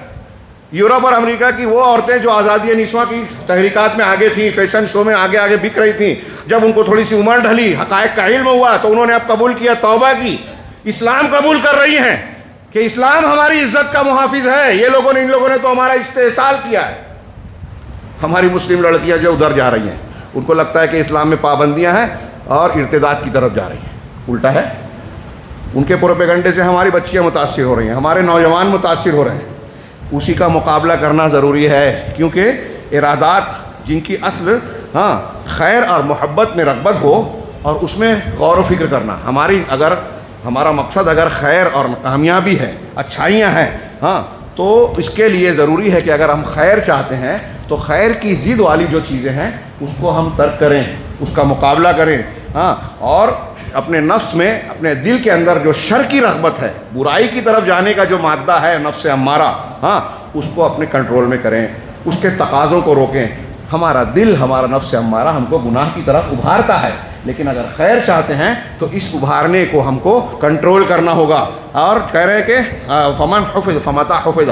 شیخ عبد الرحمن بن ناصر السعدی کی یہ بات مجھے بہت اچھی لگی، آگے جو بیان کیا کہ جو شخص شبہات اور شہوات کے فتنوں میں مبتلا ہونے سے محفوظ ہو گیا تو اس کا ایمان مضبوط ہو گیا اور اس کا یقین قوی ہو گیا، اور اس کی مثال، اس کے ایمان کے باغ کی وہ مثال ہو گئی جو اللہ نے بیان کی قرآن میں سورہ بقرہ میں۔ اللہ کے راستے میں ایمان اور اخلاص کے ساتھ خرچ کرنے والوں کے بارے میں اللہ نے کہا کمثل جنۃ بربوۃ اصابھا وابل، کہ ان کے ایمان کی جنت اور باغ ایسا ہے جیسے ایک باغ جو اونچی زمین پر ہے، اونچائی پر ہے، ہاں، اصابھا وابل، جس کو بڑی تیز بارش کا پانی حاصل ہوا، لاحق ہوا، فآتت اکلھا ضعفین، تو اس نے اپنے پھلوں کو دوہرا دیا۔ اونچائی پر ہے، اچھی ہوا فضا کھلی مل رہی ہے، اس کو سورج کی روشنی مل رہی ہے، اور بارش بھی اللہ نے بھرپور دے دی، تو یہ باغ ڈبل فصل دیتا ہے، اپنی فصل اور زیادہ کر کے دیتا ہے۔ یہ وقت ہے نا۔ فَإِن لَّمْ يُصِبْهَا وَابِلٌ فَطَلٌّ، اگر اسے تیز بارش نہیں بھی ملتی تو پھوار ملتی ہے، اسے پھوار ملتی ہے، اس میں بھی ایسی اعلیٰ جگہ پر اور زرخیز مقام پر ہے وہ باغ کہ بارش کی پھوار سے بھی وہ فصل دیتا ہے اور اپنے پھل دیتا ہے صاحب باغ کو۔ واللہ بما تعملون بصیر، اور اللہ تمہارے اعمال کو خوب دیکھ رہا ہے، جان رہا ہے۔ یہ جو شخص اپنے ایمان کو محفوظ بنا لیا تو اس کے ایمان کے باغ کی مثال، اس انفاق والی جو مثال کو پیش کیا اللہ نے، اس کے جیسی ہے۔ متى کان الامر بالعکس، اور اگر معاملہ اس کے الٹا ہو، میرے بھائیوں بہنوں، ہاں، مرد اور خواتین سب سے کہہ رہا ہوں کہ اگر معاملہ الٹا ہو گیا، یعنی ہم نے اپنے ایمان کی حفاظت نہیں کی، ہم مرتد ہو گئے، ہم قرآن و حدیث اور صحابہ کا منہج چھوڑ کر دوسرے مناہج کو اختیار کر رہے ہیں، کہیں خارجیت کو، کہیں تحریکیت کو، کہیں صوفیت کو، کہیں فلانیت اور ڈھماکیت کو، ہاں، برا نہ مانے، بالکل صاف اور شفاف چمکتے ہوئی باتیں ہیں یہ۔ اگر معاملہ اس کے برعکس ہے تو شیخ کہہ رہے ہیں کہ اس کے اوپر پھر نفس امارہ کا غلبہ ہو جائے گا، اور پھر وہ شبہات اور شہوات کے فتنوں میں واقع ہو جائے گا، یا تو دونوں میں یا دونوں میں سے کسی ایک میں۔ تب اگر ایسا ہو گیا تو اس پر اللہ رب العالمین کا یہ فرمان لاحق ہوگا، یہ مثال پوری ہوگی جو اللہ تعالیٰ نے سورہ بقرہ جو بیان فرمائی کہ ایود احدکم ان تکون لہ جنۃ من نخیل وعناب، کیا تم میں سے کوئی شخص یہ پسند کرتا ہے؟ ہل جانے والی مثال دی ہے اللہ نے، اپنے آپ کو اللہ کے اس فرمان میں ڈال کر دیکھیے وہاں رکھ کر، کہ کیا تم میں سے کوئی شخص یہ پسند کرتا ہے کہ اس کے کھجور اور انگور کے باغات ہوں جن کے نیچے نہریں بہہ رہی ہوں، ہاں، انتہائی شاداب، پھلدار، ہاں، اور جو ہے زرخیز، ہاں، تو کہہ رہے کہ فیہا من کل الثمرات، اس میں ہر قسم کے پھل موجود ہیں وافر مقدار میں، ہاں، وَأَصَابَهُ الْكِبَرُ، اب اس کا ایسا باغ ہے، ایسی پراپرٹی ہے، یہ اس وقت عربوں کے لیے، وہاں کے رہنے والوں کے لیے سب سے قیمتی دولت یہی تھی کہ باغ ہو، پھلدار ہو۔ ہاں، آج ہمارے یہاں آپ کے علاقے میں کوئی کارخانہ، کوئی ایسی پراپرٹی ہو، زمین جائیداد ہو، سب کچھ موجود ہے، کہہ رہے ہیں وَلَهُ ذُرِّيَّةٌ ضُعَفَاء، ہاں، اس کو بڑھاپا آ جائے ایسی حالت میں، بڑی پراپرٹی ہے، بڈھا ہو گیا، اور اس کی کمزور ذریت ہے، اولاد ہے کمزور ناتواں، فَأَصَابَهَا إِعْصَارٌ وَفِيهِ نَارٌ فَاحْتَرَقَتْ، یہ بڑھاپا ہے، کنڈیشن پر غور کیجئے کہ آپ بوڑھے ہو گئے، آپ کے گھر میں چھوٹے چھوٹے بچے ہیں جو کام دھندہ نہیں کر سکتے، ابھی بہت نازک ہیں، ان کی نگرانی سرپرستی کی ضرورت ہے، بڑی پراپرٹی ہے تو آپ اس سے تو مطمئن ہیں، لیکن اس کنڈیشن اور پوزیشن میں آپ کے اس باغ کو بگولے نے پکڑ لیا، فیہ نارون، جس میں آگ ہے، ساری تورات پراپرٹی کو جلا کر راکھ کر دیا، فاحترقت، وہ سب کے سب جل گیا، جل کر راکھ ہو گیا، تو سوچئے اس آدمی کی کہ ہاتھ کیا آئے گا، اس کی کیفیت کیا ہوگی۔ اللہ رب العالمین نے یہ بہت ہلا دینے والی مثال دی ہے، ہم میں سے ہر شخص ایسے خطرے کا ہر وقت جو ہے منتظر ہو سکتا ہے، اللہ تبارک و تعالیٰ کی طرف سے مطمئن نہیں ہونا چاہیے، ہاں بہت خوش فہمی میں اگر برائیاں کر کے ایک آدمی کو ترقی مل رہی ہے تو قرآن حدیث کی تعلیم میں حدیث میں ہے کہ یہ استدراج ہے. کوئی یہ دھوکہ نہ کھائے کہ میں گناہ کرنے کے بعد کامیاب ہو رہا ہوں, لوگوں کو دھوکہ دے رہا ہوں, پکڑا نہیں جا رہا ہوں, بدنام نہیں ہو رہا ہوں تو پچھلے فرعون اور گنہگاروں کے جیسا میں بے وقوف نہیں ہوں, میں بہت چالاک ہوں. وہ فرعون ڈوبا تھا, میں تھوڑی ڈوبوں گا. وہ ابو جہل کا برا انجام ہوا تھا, میرا تھوڑی ہوگا. یہ دنیا کے ہر مذہب اور فطرت کا یہ سبق ہے کہ برائی کا انجام برا ہوتا ہے, لیکن برائی کرنے والا سمجھتا ہے کہ میرا انجام اچھا ہوگا. اللہ تعالیٰ وہی کہہ رہا ہے. شیخ نے کہا کہ یہ مثال اس شخص پر فٹ ہوگی جو شبہات یا شہوات کے فتنوں میں جو ہے مبتلا ہو گیا اور راہ سے بھٹک گیا. کذالک یبین اللہ لکم الآیات لعلکم تتفکرون. اللہ تعالیٰ اسی طرح تمہارے لیے آیتوں کو کھول کھول کر بیان کرتا ہے تاکہ تم جو ہے اس میں غور و فکر کرو. چنانچہ ایک مومن بندے کے لیے جو توفیق والا ہے وہ اسے مسلسل ہر وقت دو چیزوں میں جو ہے محنت کرنی چاہیے. ایک تو یہ کہ اپنے ایمان کی بنیادوں اور اس کی شاخوں کے سلسلے میں جو ہے وہ تحقیق کرتا رہے, اس کو مضبوط اور ثابت کرنے کی کوشش کرے, اور اس کے تحقق میں علم, عمل اور اعتقاد حال کے اعتبار سے ہر اعتبار سے کہیں کوتاہی نہ برتے. یہ جو ہمارا ٹاپک ہے, شیخ کہہ رہے ہیں کہ ہمارا کام یہ ہے کہ یہ صرف آج کی بات نہیں ہے. علمی اعتبار سے, حالت کے اعتبار سے, عمل کے اعتبار سے ہم کو ہر وقت اس بات پر توجہ دینی چاہیے کہ اپنے ایمان کی حفاظت کریں, اس کو مضبوط بنانے کے اسباب کو اختیار کریں. اور دوسری چیز کیا کرنا چاہیے؟ السعی فی دفع ما ینافیہا وینقضھا, کہ ایمان کے خلاف گمراہ کرنے والی, بھٹکانے والی, اللہ سے دور کرنے والی جو چیزیں ہیں جو ایمان کو ختم کرتی ہیں یا اس میں کمی پیدا کرتی ہیں, ان ظاہری اور باطنی فتنوں سے اپنے آپ کو بچانے کی کوشش کرے. آپ یہ نہیں کہہ سکتے کہ اتنے لوگ فالوور تھے تو میں اس کے چلا اس پیر صاحب کے یا اس صحابہ کرام کو برا بھلا کہنے والے انجینئر کے موقف پر چلا گیا.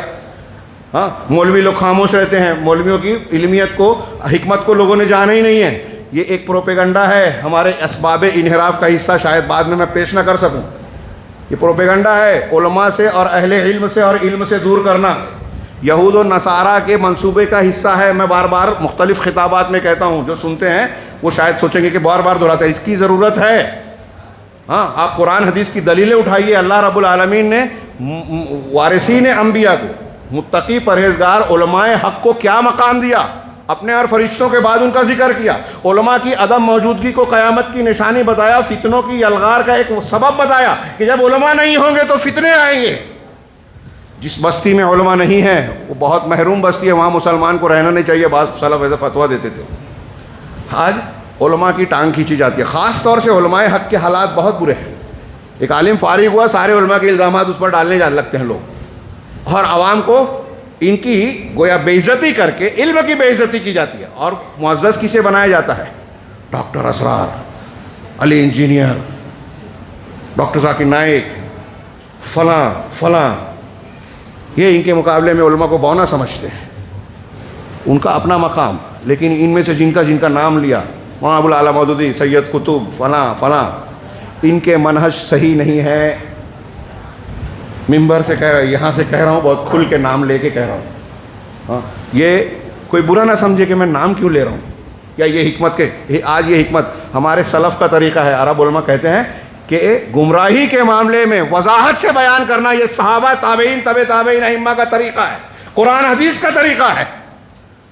یہاں آپ اشارے کنائے کی زبان بولیں گے, بہت سے لوگ سمجھ ہی نہیں پاتے, اور ہمارے نوجوان شکار ہو رہے ہیں, شیطانی پھندوں کے شکار ہو رہے ہیں. نوجوان جب دیکھتے ہیں ماحول یہ دیکھتے تو ہمارے بعض علماء اور بڑے لوگ بھی جو ہے ماحول کا لحاظ کر کے ارے چلو ٹھیک ہے کوئی بات نہیں, رد کرنے سے گھبراتے ہیں. رد کرنے والے کو کہتے ہیں کہ یہ ذرا ٹھیک نہیں بول رہا ہے, یہ اچھی بات نہیں ہے, علمی انداز نہیں ہے. کیا علمی انداز ہے؟ کہ آپ باطل کو باطل پر قائم رہنے دیں, میں اشارے سے اس کے ساتھ مسکرا کے کھاتے پیتے رہیں, اس کی حوصلہ افزائی کرتے رہیں, اس کو ساتھ میں لے کے چلے. یہ دعوت کا طریقہ ہے؟ کسی ایک نبی اور صحابی کا طریقہ بتائیے کہ شرک اور منہجی خرابی کو کبھی برداشت کیا ہو. ہاں, الاولا فالاولا کے تحت, الاہم فالاہم کے تحت زیادہ اہم کو ترجیح دے کے چھوٹے کو نظر انداز کیا ہو, یہ نظر آئے گا. لیکن شرک کو کبھی کسی نبی نے, کسی صحابی نے برداشت نہیں کیا. آپ اس کو بارے میں آنکھیں مود لینے کی بات کہتے ہو. منہجیت کی حفاظت نہیں ہوگی, قوم محفوظ نہیں رہے گی, یہ ارتداد کی طرف جائے گی, شکار بنے گی. تو شیخ نے آگے وقت نہیں ہے اس لیے میں صرف اشارہ کروں، حالانکہ بہت مفید چیز ہے. انہوں نے سورہ توبہ کی جو سورہ اعراف کی آخری آیت کہے ان الذین اتقوا اذا مسهم طائف من الشیطان تذکروا فاذا هم مبصرون، یہ والی آیت پیش کی کہ جب کوئی یہ جو ایمان والے ہیں، جب انہیں کوئی اس آیت کے تناظر میں کہا کہ مومن کا یہ رویہ ہونا چاہیے کہ جو تقوی اختیار کرنے والے ہیں، جب شیطانی خیال ان کو گھیرتا ہے تو وہ چونک جاتے ہیں اور پھر بیدار ہو جاتے ہیں. چونک کر بیدار ہونا، گمراہی اور وسوسے کا آنا یہ فطری بات ہے، ہر انسان کو آئے گا، عالم ہو جاہل ہو. انبیاء کو شیطان نے بہکانے کی کوشش کی. قرآن کی سب سے آخری کی سب سے جامع دعا رب الناس ملک الناس الہ الناس کے بعد سکھائی من شر الوسواس الخناس. کتنی اہم چیز ہے یہ. قل اعوذ برب الفلق کہہ کے علامہ ابن تیمیہ نے کہا کہ ایک صفت سے 5 چیزوں سے پناہ مانگنے کی تعلیم دی آگے، اور یہاں دوسری صورت میں 3 اللہ کے صفاتی ناموں کا ذکر کر کے، صفات کا ذکر کر کے ایک چیز سے پناہ مانگنے کی تعلیم دی. اس سے پتہ چلتا ہے کہ یہ شر کتنا بڑا ہے. وسوسہ تو ہر انسان کو آئے گا، لیکن قرآن کہتا ہے کہ تقوی والے ان الذین اتقوا اذا مسهم طائف من الشیطان تذکروا، شیطانی خیال وسوسہ آتا ہے تو یہ چونک جاتے، فاذا هم مبصرون، تو وہ دیکھنے لگتے ہیں، بیدار ہو جاتے ہیں، بیدار ہو جاتے ہیں. ہاں فاذا هم مبصرون. اور آگے کہا اخوانہم یمدونہم فی الغی، اور ان کے جو بھائی ہیں ان کو گمراہی میں کھینچے چلے جاتے ہیں. شیطان کے پیچھے چلنے والے کافر اور گمراہ لوگ ان کے ہی پیچھے چلتے رہتے ہیں، مانتے ہی نہیں ہیں، چونکتے ہی نہیں ہیں، بیدار ہوتے ہی نہیں ہیں، اپنے انحراف سے واپس توبہ کرتے ہی نہیں ہیں. وہ اپنے آپ کو قابل سمجھتے ہیں. پیچھے جو آیت پڑھی ہم نے سورہ جاثیہ کی کہ علم کے باوجود گمراہ ہوتے ہیں، لیکن سمجھتے ہیں گمراہی. آج بہت بڑے بڑے مدعیان علم ہیں، مفکرین ہیں، ٹی وی چینل پہ آنے والے، موٹی موٹی کتاب لکھنے والے، مفکر دانشور کہلانے والے، جو عقیدے اور منہج کے اعتبار سے آپ کو گمراہ نظر آئیں گے، اور اپنی غلط فکر کو وہ ایسے دلیل اور شبہات کے ساتھ پیش کرتے ہیں کہ بہت بڑا تیر مارا کارنامہ انجام دیا. اور ہمارے لوگ عوام جو ہیں، جو منہجیت کو نہیں جانتے، ان سے متاثر اور مرعوب ہو کر ان کے پیچھے چلنے لگتے ہیں. تو انسان کو اپنے دین و ایمان کی حفاظت کے لیے چوکنا رہنا چاہیے. اب اس چوکنا رہنے میں ہم اسباب انحراف دیکھیں. وقت نہیں ہے کہ میں ڈیٹیل میں بات کروں. علامہ ابن تیمیہ کی یہاں ایک بات خارجیت کے تعلق سے احادیث پیش کرنے کے بعد شیخ الاسلام علامہ ابن تیمیہ کے ایک اقتباس کا میں اپنے الفاظ میں خلاصہ بیان کروں کہ خارجیوں کے بارے میں اللہ کے رسول صلی اللہ علیہ وسلم نے جو بیان کیا اور ان کی جو تاریخ ہمارے سامنے ہے، ان کی 2 خصوصیات تھیں. ان کی 2 خصوصیات تھیں جو دوسروں سے، یعنی اہل حق سے اور بلکہ اہل بدعت میں بھی ان کو کسی حد تک ممتاز کرتی تھی، اور اصولاً وہ تمام اہل بدعت میں پائی جاتی. وہ کیا؟ ایک تو یہ کہ سنت سے نکل جانا، سنت کی مخالفت. نمبر 1، یہ جو اسباب انحراف پہ ہم 30 اسباب میں بیان کروں، ان 30-25 کو سمیٹیں گے تو یہ 2 میں آئے گا جو میں بیان کرنے جا رہا ہوں. شکلیں الگ الگ ہوگی اور اس کا سبب بھی ہے. آج میں ایک بات یہ بھی کہنا چاہ رہا ہوں کہ غور کیجئے کہ دنیا میں کوئی مسلمان اپنے آپ کو جو مسلمان کہتا ہے وہ یہ نہیں کہے گا کہ میں قرآن کے خلاف جاؤں گا، میں رسول کی مخالفت کروں گا. کوئی مسلمان یہ نہیں کہے گا، کسی بھی مسلک کا، کسی بھی سلسلے کا ماننے والا ہو، تحریکی ہو کہ صوفی ہو کہ تقلیدی مزاج کا ہو، کوئی بھی ہو، پھر بھی گمراہی میں جاتے ہیں. کیوں؟ یہی شبہات ہیں، انحراف کے اسباب ہیں کہ قرآن و حدیث سے آپ کو ہٹا دیا گیا اور آپ کو پتہ ہی نہیں چل رہا ہے، آپ ماننے کو تیار ہی نہیں ہے کہ آپ قرآن حدیث سے ہٹ گئے، اور پھر کہتے ہو یہ بحث نہیں کرنے کا، اس میں پڑھنے کا نہیں، اختلافات ابھرتے ہیں. شیخ ربی نے ان کی کتاب پڑھا تھا، بہت پیاری بات درمیان میں کہی انہوں نے کہ بولے حیرت ہوتی ہے. یہ 2 باتیں نوجوانوں کو انہوں نے نصیحت کی جو گمراہی کا شکار ہو رہے ہیں کہ آپ یہ دیکھیں کہ جو ہمارے یہاں اہل بدعت ہیں وہ بدعتی کتابوں کو پڑھنے، چھاپنے، بیان کرنے سے، بدعت کو بیان کرنے سے کوئی نہیں روکتا. ابھی میں بیان کر رہا ہوں، نام لے کر کچھ لوگوں کو رد کیا تو کچھ لوگوں کو اعتراض ہو سکتا ہے، لیکن آپ دیکھیے کہ جو قبر پرستی کو بیان کر رہا ہے، شرک کو بیان کر رہا ہے، مشرکانہ واقعات اور غلط سلط واقعات کو بیان کر رہا ہے قرآن حدیث کے خلاف، اس پر کوئی روک نہیں لگاتا کہ ان کو منع کرو، یہ بیان کر رہے ہیں. شرک بیان کرنے پر کوئی اعتراض نہیں، بدعت بیان کرنے پر کوئی اعتراض نہیں. تحریکیت کے نام پر امت کو سب سے زیادہ نقصان پہنچانا جدید خارجیت کی شکل میں، یہ ابھی ایک تنظیم ہمارے یہاں زد میں آئی ہے، یہ سب پلان کا حصہ ہے. ایسے نوجوانوں کو بنایا جائے، اس فکر کا خوگر بنایا جائے، اور بعد میں ان کو اور ان کے ذریعے سے دوسرے مسلمانوں کو جن کو ٹارگٹ کرنا ہے شکار کیا جائے، گرفتار کیا جائے. یہ علماء بتاتے ہیں، نوجوان ماننے کو تیار ہی نہیں ہوتے. یہ تحریکیت، یہ سنت کے خلاف ہے. تو الدکتور ربی نے کہا کہ 2 باتیں یاد رکھیے کہ ایک تو یہ کہ ردود کی کتاب پڑھیے، آپ صرف بدعت والی کتاب پڑھ رہے ہیں، کتابیں چھپ رہی ہیں، تو آپ صرف وہی کتابیں پڑھیں گے تو آپ اس سے متاثر ہوں گے۔ ان کا جو علماء حق نے قرآن و سنت کی دلیلوں میں رد کیا ہے، عہد اول سے صحابہ نے بھی بدعتوں کا رد کیا، تابعین تابعین نے، امام احمد بن حنبل نے اپنے دور کے بدعتیوں کا رد کیا، کتابیں لکھی، السنہ لکھ کے امام بخاری نے اپنی صحیح بخاری میں رد کیے، تمام محدثین اور ان کا طریقہ ہے۔ تو آپ ردود کا بھی کتابیں پڑھیں جو دلیلوں سے علماء ربانیین نے رد کیا ہے، تو آپ کے دین کی، آپ کے مزاج کی جو ہے حفاظت ہوگی۔ اور دوسری چیز کہ آپ جو ہے یہ شیخ کی جو نصیحت ہے کہ ان چیزوں سے آپ متاثر اور مروب نہ ہو۔ ہاں، ایک تو یہ کہ اہل بدعت کی مجلسوں میں ان کی باتوں کو سننے کے لیے اپنے نوجوانوں کو کھلا نہ چھوڑ دیں۔ آج کیا ویڈیو، یہ سوشل میڈیا جو چلا ہے، یہ کلپس وغیرہ ہر کوئی سن رہا ہے۔ آپ دیکھیے سلف میں بہت سختی سے منع کرتے تھے، قرآن نے منع کیا ہے، ہاں، آیات متشابہات اور محکمات، اور پھر اس کی حدیث کی تشریح پڑھیے، وقت نہیں ہے۔ ہاں، تو اللہ کے رسول نے کہا کہ اللہ نے انہی کا ذکر کیا، ابتغاء فتنہ و ابتغاء تعویلہ والا، کہ یہ بدعتی جتنے ہیں ان سے اپنے آپ کو دور رکھو۔ سلف کہتے تھے عام آدمی کو ان کی کتابیں نہیں پڑھنا چاہیے، بدعتیوں کی مجلس میں نہیں بیٹھنا چاہیے۔ ہاں، کوئی عالم ہے رد کرنے جا رہا ہے تو وہ جائے۔ آج ہمارے یہاں کلپ دیکھ کر اس کو لائک کرتے ہیں۔ میں اکثر کہتا ہوں اللہ کے رسول نے بدعتیوں میں خارجیوں کا نام لیا، اہل بدعت کا نام نہیں لیا، ان کی صفات بتائی۔ وہ اتباع ظن کرتے ہیں، سنت کی مخالفت کرتے ہیں، جماعت کی مخالفت کرتے ہیں، سوء ظن رکھتے ہیں اللہ اور رسول سے، اللہ اور رسول پر اعتراض کرتے ہیں۔ ایسی علامتیں بتائی گمراہیوں کی کہ قرآن حدیث صحابہ خلفائے راشدین کے خلاف ہوں گے، ان کا نام نہیں لیا، خارجیوں کا نام لیا۔ اس سے پتہ چلتا ہے کہ وہ کتنے خطرناک ہیں اور قیامت تک رہیں گے، اور ہیں آج بھی، جو امت کو سب سے زیادہ نقصان پہنچا رہے ہیں۔ خارجیت کیا ہے اور وہ اس کی تفصیل کا موقع نہیں۔ شیخ الاسلام علامہ ابن تیمیہ نے ضمن میں دو باتیں ان کی بیان کی کہ ایک تو یہ کہ یہ سنت پر اعتراض اور سنت کی مخالفت کرتے ہیں، دوسرے جماعت کو، مسلمانوں کو گناہ کی وجہ سے، جو گناہ نہیں ہے گناہ قرار دینا، اور اس گناہ کی وجہ سے کافر قرار دیتے ہیں۔ جماعت سے پہلے اصول سے انہوں نے سنت کی مخالفت کی۔ انہوں نے مثال دی کہ اللہ کے رسول صلی اللہ علیہ وسلم کے تعلق سے ثابت ہے کہ جب آپ نے تقسیم کیا مال غنیمت تو ذوالخویسرہ التمیمی نے کہا یا محمد اعدل فإنک لم تعدل۔ یہ ذوالخویسرہ کہہ رہا ہے، جس کی نسل سے بعد میں خارج آئے، حدیث میں موجود ہے، آپ بار دفعہ سن چکے ہیں کہ اے محمد انصاف کیجیے، آپ نے انصاف نہیں کیا۔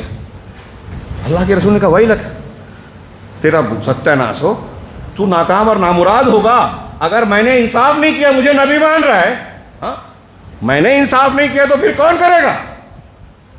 علامہ ابن تیمیہ نے کہا کہ یہ دیکھیے کس سے کہہ رہا ہے اور کون کہہ رہا ہے۔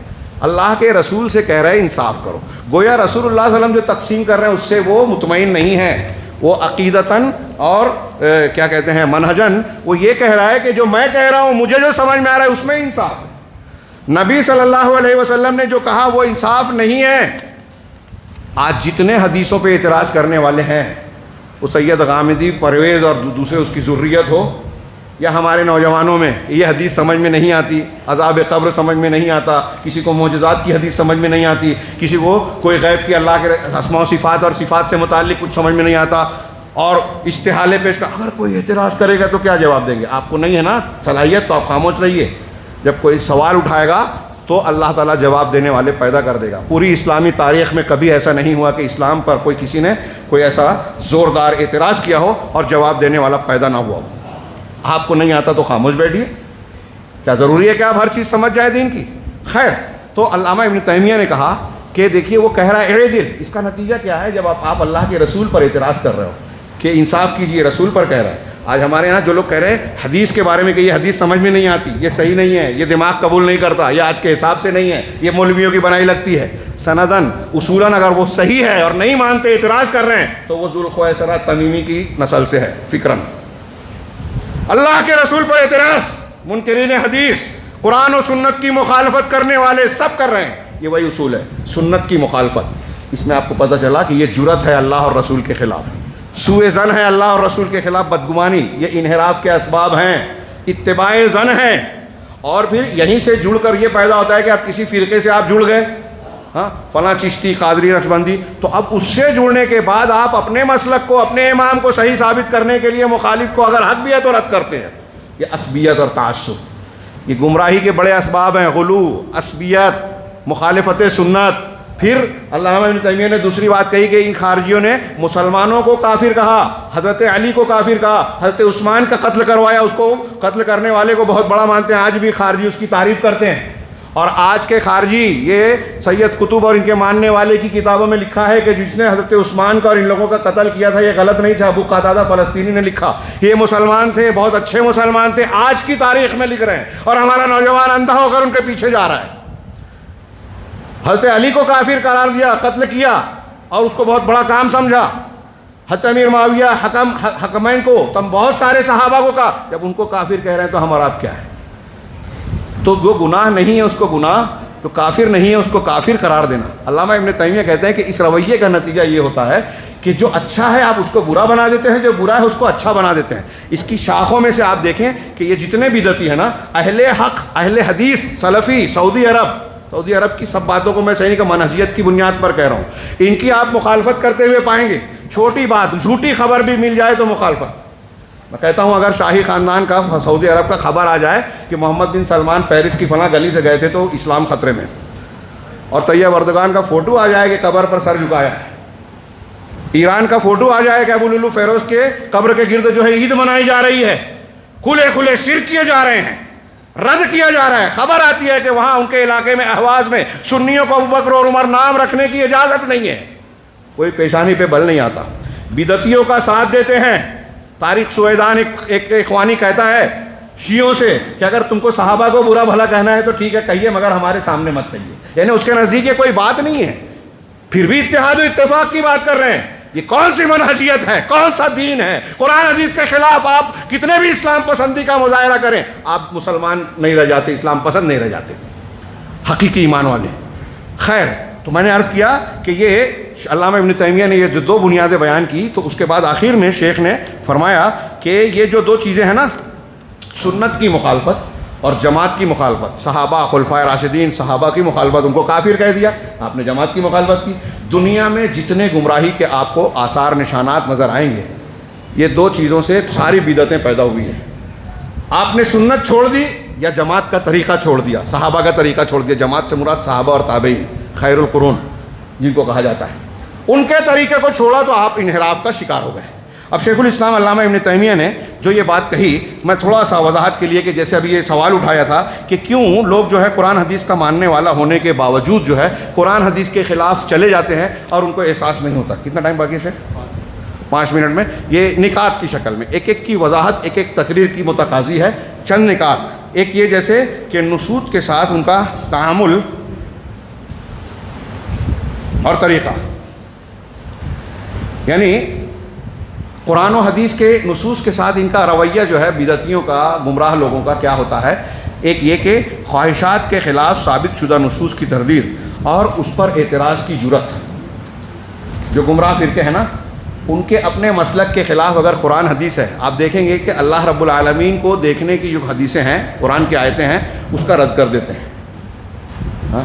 جماعت اسلامی والے ہمارے ہاں حمید الدین فراہی صاحب کو امام بولتے ہیں، امام حمید الدین فراہی آج کل کتابوں پہ لکھتے ہیں، ان کی سورہ قیامہ کی تفسیر پڑھیے، جہاں وجوہ یومئذ ناظرہ الی ربہا ناظرہ، بالکل صاف حضرت ابن عباس رضی اللہ تعالیٰ جیسا شخص جو کہتا ہے کہ اس میں اپنے رب کی طرف دیکھنے والے ہوں گے۔ نظرہ الی، عربی میں جب نظر آ کے ساتھ الی کا صلہ آتا ہے تو سر کی آنکھوں سے دیکھنے کا معنی ہی ہوتا ہے، یہ ابن عباس کہتے ہیں رضی اللہ عنہما۔ اور فراہی صاحب کہتے ہیں کہ یہاں کچھ لوگ اللہ کے دیدار کی بحث چھڑتے ہیں جو کہ قرآن میں حدیث میں ذکر نہیں ہے، بلا وجہ اس پہ تفصیل میں پڑھتے ہیں۔ قرآن حدیث میں ذکر نہیں ہے، تواتر کے ساتھ قرآن کی آیتوں سے بہت سارے تمام ائمہ سلف سے ثابت ہے کہ اہل جنت میں اللہ کا دیدار کریں گے، یہ عقیدے کی بات ہے ثابت شدہ۔ اور بدعتیوں میں اور اہل سنت میں ایک بڑا معرکۃ الآراء اختلاف ہے، آپ عقیدے میں پڑھیں گے، کلام اور یہ بحث اور علو کی بحث، ان پہ بہت زیادہ بحث ہوئی ہے۔ یہ کہتے ہیں کچھ نہیں، اور اس کے بعد یہ امام کہہ رہے ہیں نہ قرآن جانتے ہیں۔ میں نے ایک مرتبہ خطبے میں کہہ دیا، کچھ لوگوں کو بہت برا لگا کہ اس سے پتہ چلا کہ نہ وہ قرآن جانتے ہیں، کہ قرآن میں واضح اللہ کی رویت کا اس بات ہے، ایک نہیں 20 آیت 10 آیت میں حدیثیں واضح ہیں متواتر درجے کی، صحابہ تابعین سب کا موقف ہے، یہ بھی نہیں جانتے، اور عربی زبان بھی نہیں جانتے۔ حضرت ابن عباس کے حساب سے کہ نظرہ الی کا معنی دیکھنا ہوتا ہے، فراہی صاحب کو کہتے ہیں کہ وہ ایم اے والے کو عربی پڑھا سکتے تھے جبکہ عربی آتی نہیں تھی ان کو۔ نظرہ الی، یہ میں طنزاً کہہ رہا ہوں، غور کریں۔ تو کہا کہ اپنے اعتبار سے اس کے ساتھ کھلواڑ کرنا بھرنا، اصول شریعت کے ساتھ کھلواڑ کیسے؟ ہاں، یہ اصول شریعت کے ساتھ کھلواڑ کرنا استدلال کی خاطر. وقت ہوتا تو میں کچھ مثالیں دیتا. ایسی ایسی دلیلیں، ایسے ایسے دور ازکار استدلالات پیش کرتے ہیں کہ ارے مرج البحرین یلتقیان، دو سمندر آپس میں ملتے ہیں تو دو سمندر سے مراد فاطمہ اور علی ہے. ہاں، بینہما برزخ لا یبغیان. ہاں، یخرج منہما اللؤلؤ والمرجان، موتی اور مرجان نکلتے ہیں تو حسن و حسین. ہمارے یہاں مشرکین جس چیز کو قرآن نے شرک قرار دیا، بت پرستی، شخصیت پرستی، غیر اللہ کو پکارنا، آج ہمارے یہاں مسلمان کہلانے والے ایسے طبقات اور اصحاب جبہ و دستار علماء کرام ملتے ہیں جو یہ کہتے ہیں کہ یہ قرآن سے ثابت ہے، قرآن سے شرک کو ثابت کرنے کی کوشش کرتے ہیں. غور کیجئے، آپ میں جو کہہ رہا ہوں چھوٹی بات نہیں ہے. اپنے شرک کو، اپنی بدعات کو قرآن و حدیث سے ثابت کرنے کی کوشش کرتے ہیں. تو یہ جو ہے شریعت کے ساتھ کھلواڑ کرتے ہیں. اسی طریقے سے ایک چیز نظر آتی ہے کہ قرآن کی تصدیق اور حدیث کی تکذیب، جیسے خوارج کا طریقہ تھا، آج ہمارے یہاں بہت سے لوگ ہیں قرآن میں اس کا ذکر نہیں ہے نا، ہم نہیں مانیں گے. عذاب قبر کا ذکر نہیں، جبکہ عذاب قبر قرآن میں بھی ہے. ایسے لیکن ہمارے یہاں پائے جاتے ہیں ایسے جاہل علامہ، انتہائی جاہل ہیں، اپنے آپ کو علامہ سمجھتے ہیں. ایسے ہی جو ہے آپ دیکھیں کہ صحابہ کرام کو برا بھلا کہہ رہا ہے وہ مرزا انجینئر. میں اس کا نام اس لیے لے رہا ہوں کہ ہمارے بہت سے نوجوان متاثر اور محروم ہیں. یہ مجھے بہت تعجب ہے. یہ ہمارے سماج اور معاشرے میں تربیت کی انتہائی کمی کی دلیل ہے کہ ایسے سڑے گلے لوگوں سے لوگ متاثر ہو جاتے ہیں. سمجھ بوجھ کے کہہ رہا ہوں، یہ ایجنٹ ہے رافضیوں کا، ایجنٹ ہے یہودیوں کا، عالم نہیں ہے. اور قرآن حدیث کی جو دلیلیں ہیں، حضرت ابن عباس کی شرح ہے. اللہ کے رسول کے صحابہ کے بارے میں حضرت ابن عباس نے کہا کہ اللہ تعالیٰ یہ جانتا تھا. حضرت ابن عباس کا ایک قول سنیں اور سوچئے کہ یہ زیادہ گہری بات ہے یا وہ جاہل کی بات. انہوں نے کہا کہ اللہ جانتا تھا کہ اللہ کے رسول کی وفات کے بعد صحابہ کرام کن فتنوں میں مبتلا ہوں گے. ان فتنوں کو اللہ جانتا تھا، اس کے باوجود کہا کہ اللہ ان سے راضی ہوا. اس کے باوجود اللہ کے رسول نے کہا کہ ایک صحابی کو بھی برا بھلا نہ کہنا. اس کے باوجود رسول اللہ صلی اللہ علیہ وسلم نے کہا کہ جب میرے صحابہ کا ذکر آئے تو رک جانا. اس کے باوجود اللہ کے رسول نے صحابہ کی عظمت بتائی کہ اگر مسلمانوں کا ایک لشکر ہوگا تو یہ دیکھیں گے کہ مخالفین کے مقابلے میں ہمارے لشکر میں اللہ کے رسول کا کوئی ساتھی ہے، صحابی ہے کیا. اس ایک صحابی کی برکت سے اللہ فتح دے گا. پھر بعد میں صحابی کے شاگرد، پھر صحابی کے شاگرد کے شاگرد، ان کی وجہ سے فتح دے گا. یہاں کسی کا نام نہیں لیا، سارے صحابہ اس میں آ گئے. ایک صحابی کا بھی وجود جو ہے برکت کا باعث ہے. اور یہ ہمارے یہاں نوجوان اس قسم کے متشابہ اور الٹی سیدھی باتوں کو پیش کرتے ہیں. اسی طریقے سے کتاب اللہ کے بعض حصوں پر ایمان لانا اور بعض کے ساتھ کفر کرنا. جیسے ایک آیت ہے لیس کمثلہ شیء وہو السمیع البصیر. اسماء و صفات کے بعد میں اس کو میں 2-3 منٹ اوپر لے لوں گا. اس کو اصول مانا جاتا ہے. ایک طبقے نے لیس کمثلہ شیء، اللہ کے جیسا کوئی نہیں، تو اس کے معنی یہ مانتے ہیں اللہ کی کوئی صفت ہی نہیں ہے، اللہ کی صفت ہی نہیں ہے. یہ بھی کل میں نے جمعہ کے خطبے میں بیان کیا کہ اللہ رب العالمین کے بارے میں ہمارے یہاں جو اشعری ماتریدی زدہ حنفی ہیں اور صوفی ہیں، یہ لوگ متضاد باتیں کرتے ہیں. ایک طرف کہتے ہیں کہ اللہ ہر جگہ ہے، اللہ ہر جگہ ہے. دوسری طرف کہتے ہیں کہ اللہ نہ کائنات کے باہر ہے، نہ اندر ہے، نہ اوپر ہے، نہ نیچے ہے، نہ خارج ہے، نہ باطن ہے. ایک طرف کہتے ہیں ہر جگہ، ایک طرف کہتے ہیں کہیں ہے ہی نہیں. جب کہیں ہے ہی نہیں تو مطلب اللہ ہے ہی نہیں، تو عدم کو پوچھتے ہو. یہ تضادات ہیں، قرآن و حدیث سے ہٹنے کا نتیجہ ہے. اور یہ ہمارے یہاں ہمارے ارد گرد میں صوفیوں کے عقیدے ہیں. یہ وحدت الوجودی، حلولی، اتحاد، خالق اور مخلوق ایک ہی ہیں. بڑا اچھا سوال کیا ایک صاحب نے کہ کیا اللہ تبارک و تعالیٰ کو آپ خالق مانتے ہو؟ تو خالق نے مخلوق کو پیدا کیا کہ نہیں کیا؟ ہاں، تو وحدت الوجودی جو اتحادی عقیدے کا ہے وہ ہاں بھی نہیں بول سکتا، نہیں بھی نہیں بول سکتا. اگر پیدا کیا ہے تو اللہ الگ ہے، خالق الگ ہے، مخلوق الگ ہے. اور اگر پیدا نہیں کیا تو وہ خالق کہاں ہوا؟ خالق ہو ہی نہیں سکتا جب تک پیدا نہیں کیا. فعلی طور پر، عملی طور پر، صفاتی طور پر تو ہے، فعلی طور پر خالق ہوا ہی نہیں. تو یہ اتحاد کو مانتے ہیں، اللہ اور مخلوق میں کوئی فرق نہیں. تو اسی طرح کے استدلالات میں ایک مثال دی ہے کہ قیامت کے دن عمرو بن عبید نے کہا کہ اللہ مجھ سے کہے گا کہ تو نے اگر قاتل کو ہمیشہ جہنم میں ڈالے گا، گناہ کو معاف نہیں کرے گا، یہ کہے گا تو مجھ سے پوچھے کہ تو نے ایسا فتویٰ کیوں دیا؟ کہا کہ قرآن میں تو نے خود کہا من قتل نفسا کیا ہے مؤمنا متعمدا فجزاؤہ جہنم. تو ایک شاگرد، ایک چھوٹے بچے نے اس سے سوال کیا کہ اگر اللہ تعالیٰ پلٹ کے تجھ سے یہ سوال کر لے کہ میں نے تو یہ بھی کہا تھا کہ میں شرک کے علاوہ کسی کو معاف نہیں کروں گا، تب کیا جواب دے گا؟ تو عمر بن عبید جو معتزلہ کا بانی تھا جواب نہیں دے سکا. ہمارے بچے جن کو لاجواب کرتے تھے آج ان سے لوگ متاثر ہیں. ہاں ایک سبب جو گمراہی کا ہے، صرف عنوان پڑھ رہا ہوں، یہ ایک ایک عنوان ایک ایک کتاب ہے. رسول اللہ صلی اللہ علیہ وسلم پر جھوٹ بولنا، حدیثوں کی تصحیح اور تضعیف کا اہتمام نہ کرنا، جھوٹی حدیثیں اور صحیح ضعیف کے فرق کیے بغیر علماء میں بیان کرنا، اپنے من کی جو حدیثیں ہیں وہ بیان کرنا، جو خلاف میں صحیح کو بھی رد کر دینا. ہاں اس میں جھوٹی حدیثیں بنانے میں تاریخ میں روافظ سب سے آگے ہیں، اور روافظ کے شانہ بشانہ صوفیہ چلتے ہیں. ان کا دونوں کا گہرا فکری ربط ہے. وقت ہوتا تو اس کی تھوڑی تشریح کرتا. ہاں جاہل مقلدین، ایک گروہ جان بوجھ کر جھوٹ بولتا ہے. اب ان سے متاثر ہو کر ہمارے یہاں جہالت کے ساتھ فضائل کی بات کرنے والے، دیکھیے فضائل کی کتاب میں آج خود دیوبندی علماء کرام میں جو محققین ہیں بہت شدت سے یہ اعتراض کرتے ہیں کہ تبلیغی نصاب فضائل اعمال میں بہت ساری حکایات اور واقعات غلط ہیں، جھوٹے ہیں، جھوٹی روایات ہیں. ہاں نصوص کو چھپانا، جیسا کہ اہل کتاب کا طریقہ تھا، یا اہل الکتاب لما تلبسون الحق بالباطل وتکتمون الحق وانتم تعلمون. اب اس کی مثالیں ہم آج بھی دے سکتے ہیں کہ کتنے لوگوں کے پاس جب لوگ فتویٰ دیتے ہیں قرآن و حدیث کی روشنی میں جواب دیجیے، تو ہمارے یہاں حلالے کا، سود کا اور اس قسم کے جو فتوے دیتے ہیں وہاں قرآن و حدیث کی اصل تعلیم کو جانتے ہوئے بھی چھپاتے ہیں. اس کی بہت سی واضح مثالیں ہیں. نصوص میں تحریف، یہ اہل کتاب کا شدہ لفظی تحریف بھی اور معنوی تحریف بھی. ہمارے یہاں بھی علماء نے اس قسم کی تحریفات کرنے کی کوشش کی، اور قرآن اور حدیث سے جیسے میں نے کہا کہ شرک کو جو رد کرتا ہے قرآن، اس کو ثابت کرنے کی کوشش کرتے ہیں. اس کی مثالیں بھی میرے پاس لکھی ہیں لیکن وقت نہیں ہے. نمبر 6، نصوص شریعت سے استدلال صرف اپنے موقف کی تقویت کے لیے. یہ خواہش پرستی، اتباع ہوا جو ہم نے شروع میں پڑھا، یہ کہ اپنی تائید میں اگر قرآن حدیث ہے تو اس کو پیش کر رہے ہیں، اور جہاں تائید میں نہیں ہے تو یا تو اس کو رد کر دینا یا تعویل کرنا. احادیث احاد کا انکار، یہ دیکھیے حدیث رسول میں نہیں مانتا کوئی نہیں کہہ سکتا، لیکن اصول بنایا حدیثوں کو رد کرنے کے لیے. غور کیجئے، بہت اہم بات ہے. وقت کم ہونے کی وجہ سے میں بہت اختصار سے بات کر رہا ہوں، لیکن آپ اس میں سے ایک ایک بات پر غور کیجئے. ہمارے گرد پیش میں معتزلہ اور گمراہ فرقوں نے یہ اصول بنایا تھا. ہمارے گرد میں بھی بہت سے لوگ یہ مانتے ہیں کہ اگر احادیث آحاد ہیں تو عقیدے میں، عبادات میں ہم اس سے استدلال نہیں کریں گے، بلکہ معاملات میں بھی. آحاد کسے کہتے ہیں؟ متواتر. انتہائی شارٹ میں کہ جو حدیثیں متواتر نہیں ہے وہ آحاد ہے. متواتر اس حدیث کو کہتے ہیں کہ جس کو روایت کرنے والے ہر طبقے میں اتنی بڑی تعداد میں سچے روات ہوں، ثقہ راویوں کی تعداد، ثقہ راویوں کی تعداد اتنی ہو کہ عادتاً بھی ہم یہ کہیں گے کہ اتنے لوگ غلط یا جھوٹ نہیں بول سکتے. جھوٹ پر اتفاق 1 کر 2 کر سکتے ہیں، 4 کر سکتے ہیں. ہاں بہت سارے لوگ جو متقی، پرہیزگار، دیندار ہوں، سب لوگ اس بات پر متفق ہو جائیں کہ جھوٹ بولے، ناممکن بات ہے. تو ہر طبقے میں سند کے اتنے لوگوں نے، قرآن پورا کا پورا تواتر سے ہم تک پہنچا ہے.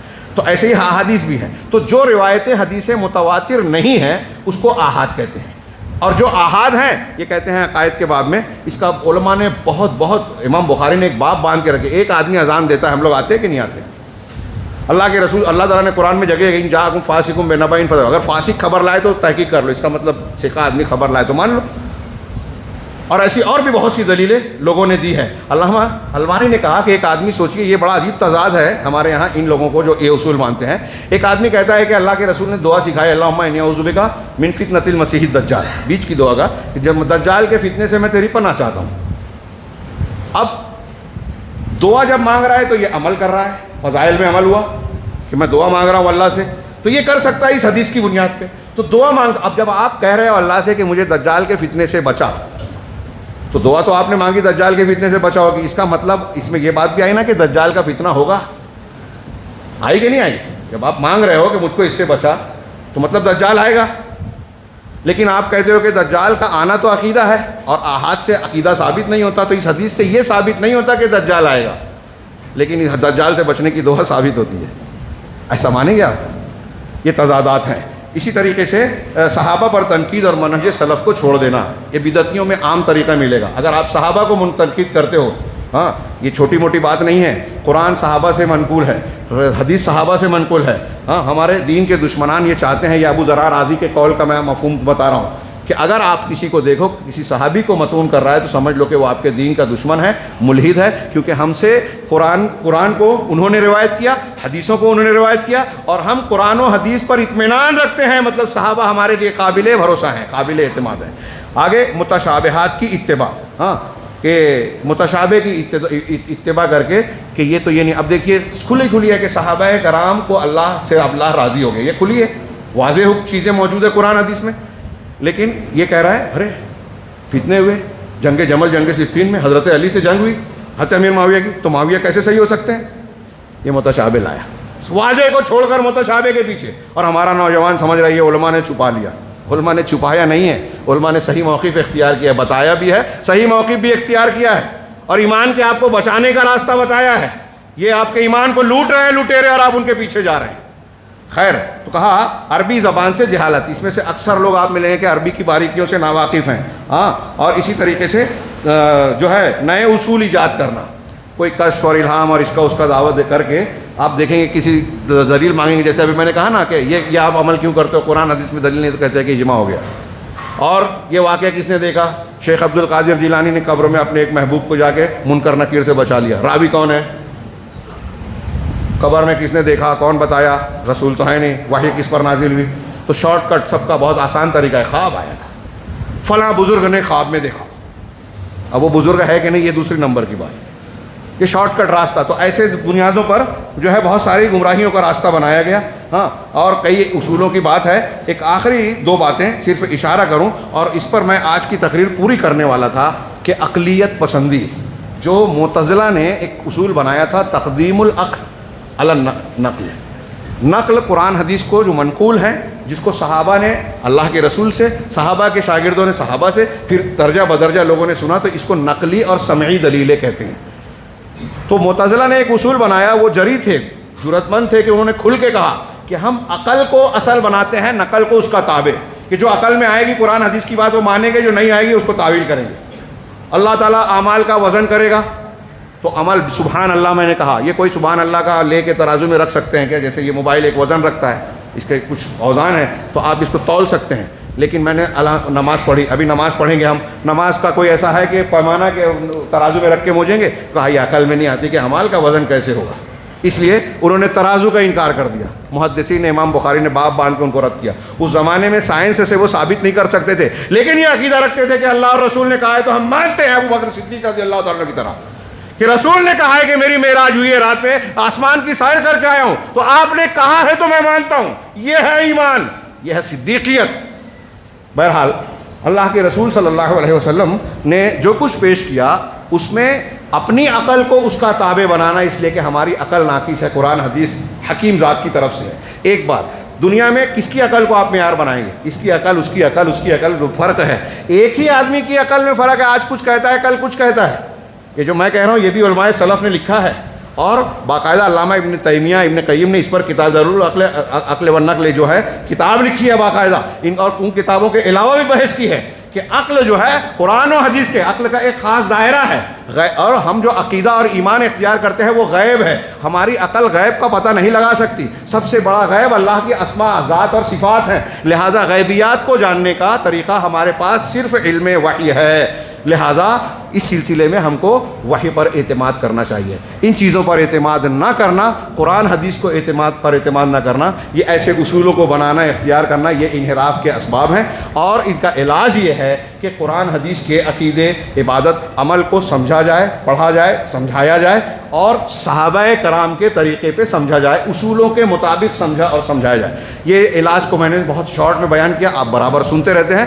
قرآن حدیث کو دین کا مصدر مرجع مانا جائے، ان کو آخری حیثیت دی جائے، تعصب و رسمیت اختیار نہ کی جائے، اللہ تبارک و تعالیٰ کی توحید اور رسول اللہ صلی اللہ علیہ وسلم کی سنت کی اتباع یہ سب سے اوپر رکھی جائے، اور قرآن و حدیث کو ماننے کا معیار صحابہ کرام کو بنایا جائے۔ ہاں، کوئی مفکر، کوئی سید قطب، کوئی حسن البنا، کوئی اشعری، کوئی ماتریدی، ہاں، ابھی وہ جو اخوانیت کو کیوں چھوڑا، اس میں بڑی اچھی پیاری بات لکھی شیخ اجمل صاحب نے بھی، اس کے اقتباس کو میں نے محصلہ میں اس سے پہلے بیان کیا تھا کہ آپ دیکھیے کہ جہمیہ کو کے ذریعے سے، جہمیہ جو ہے جہم بن صفوان کے ذریعے قرآن حدیث سمجھتے ہیں، معتزلی اپنے امام کے، حنفی، شافعی، مالکی اپنے اپنے امام کے مطابق، یہاں ایک جماعت اسلامی والا مولانا مودودی کے حساب سے قرآن حدیث کو سمجھتا ہے، ایک حسن البنا کو ماننے والا ان کے حساب سے، ہر شخص جس کو پیر بنا لیا، بزرگ بنا لیا، اس کے ذریعے دین سیکھ رہا ہے۔ لیکن بتائیے کہ دین کا سمجھانے کا اصل اللہ کی طرف سے مکلف کون تھا، اور انہوں نے کیا کوتاہی چھوڑی؟ رسول اللہ صلی اللہ علیہ وسلم۔ اللہ کے رسول نے کوئی کوتاہی چھوڑی؟ کوئی نقص رکھا ہے؟ آپ کے بیان میں، آپ کی دعوت میں، آپ کی تعلیم میں کوئی کمی تھی؟ اور پھر اللہ تعالیٰ نے قیامت تک قرآن حدیث کی حفاظت کی ذمہ داری لی ہے نا، تو جس میں ہدایت ہے اسی کو تو محفوظ رکھا ہے، دوسری چیزوں میں یہ ذمہ داری لی ہے کیا؟ وہ چیزیں محفوظ ہیں کیا؟ فلاں امام اور فلاں بزرگ کی تعلیمات، تو ایک تو یہ، پھر اللہ کے رسول نے صحابہ کو جو سکھایا وہ صحابہ عربی زبان، ماحول، شان نزول، قرآن و حدیث کے مفہوم کو زیادہ جانیں گے، یہ بات کے مفکرین اور علماء جن کا میں نے نام لیا. لہٰذا ہمیں جو طریقہ اختیار کرنا چاہیے سلف کا طریقہ اور منہج، اس منہج کو صرف اختیار کر لینا، یہ گھمنڈ میں نہ پڑے کہ ہم اہل الحدیث ہیں، ہمارے پاس یہ صحیح مسلک آ گیا کافی ہے. اس کے ساتھ ہمارا تعامل بھی صحیح ہونا چاہیے، جو انشاءاللہ آپ اگلے خطاب میں سنیں گے. اللہ رب العالمین سے دعا ہے کہ وہ ہمیں دین کی صحیح سمجھ عطا فرمائے. یہ اللہ تعالیٰ کے رسول کے فرمان کے مطابق اللہ تعالیٰ جس کے ساتھ خیر چاہتا ہے اس کو دین کی سمجھ دیتا ہے. اللہ سے دعا ہے کہ اللہ تعالیٰ ہمیں بھی ان خوش قسمت بندوں میں شامل فرمائے جن سے اللہ خیر چاہتا ہے. صحیح دین کو سمجھنے، اسے اختیار کرنے کی توفیق عطا فرمائے اور پھر اس کی برکت سے دنیا اور آخرت میں کامیابی سے نوازے. وآخر دعوانا ان الحمد للہ رب العالمین وصلی اللہ علی نبینا محمد.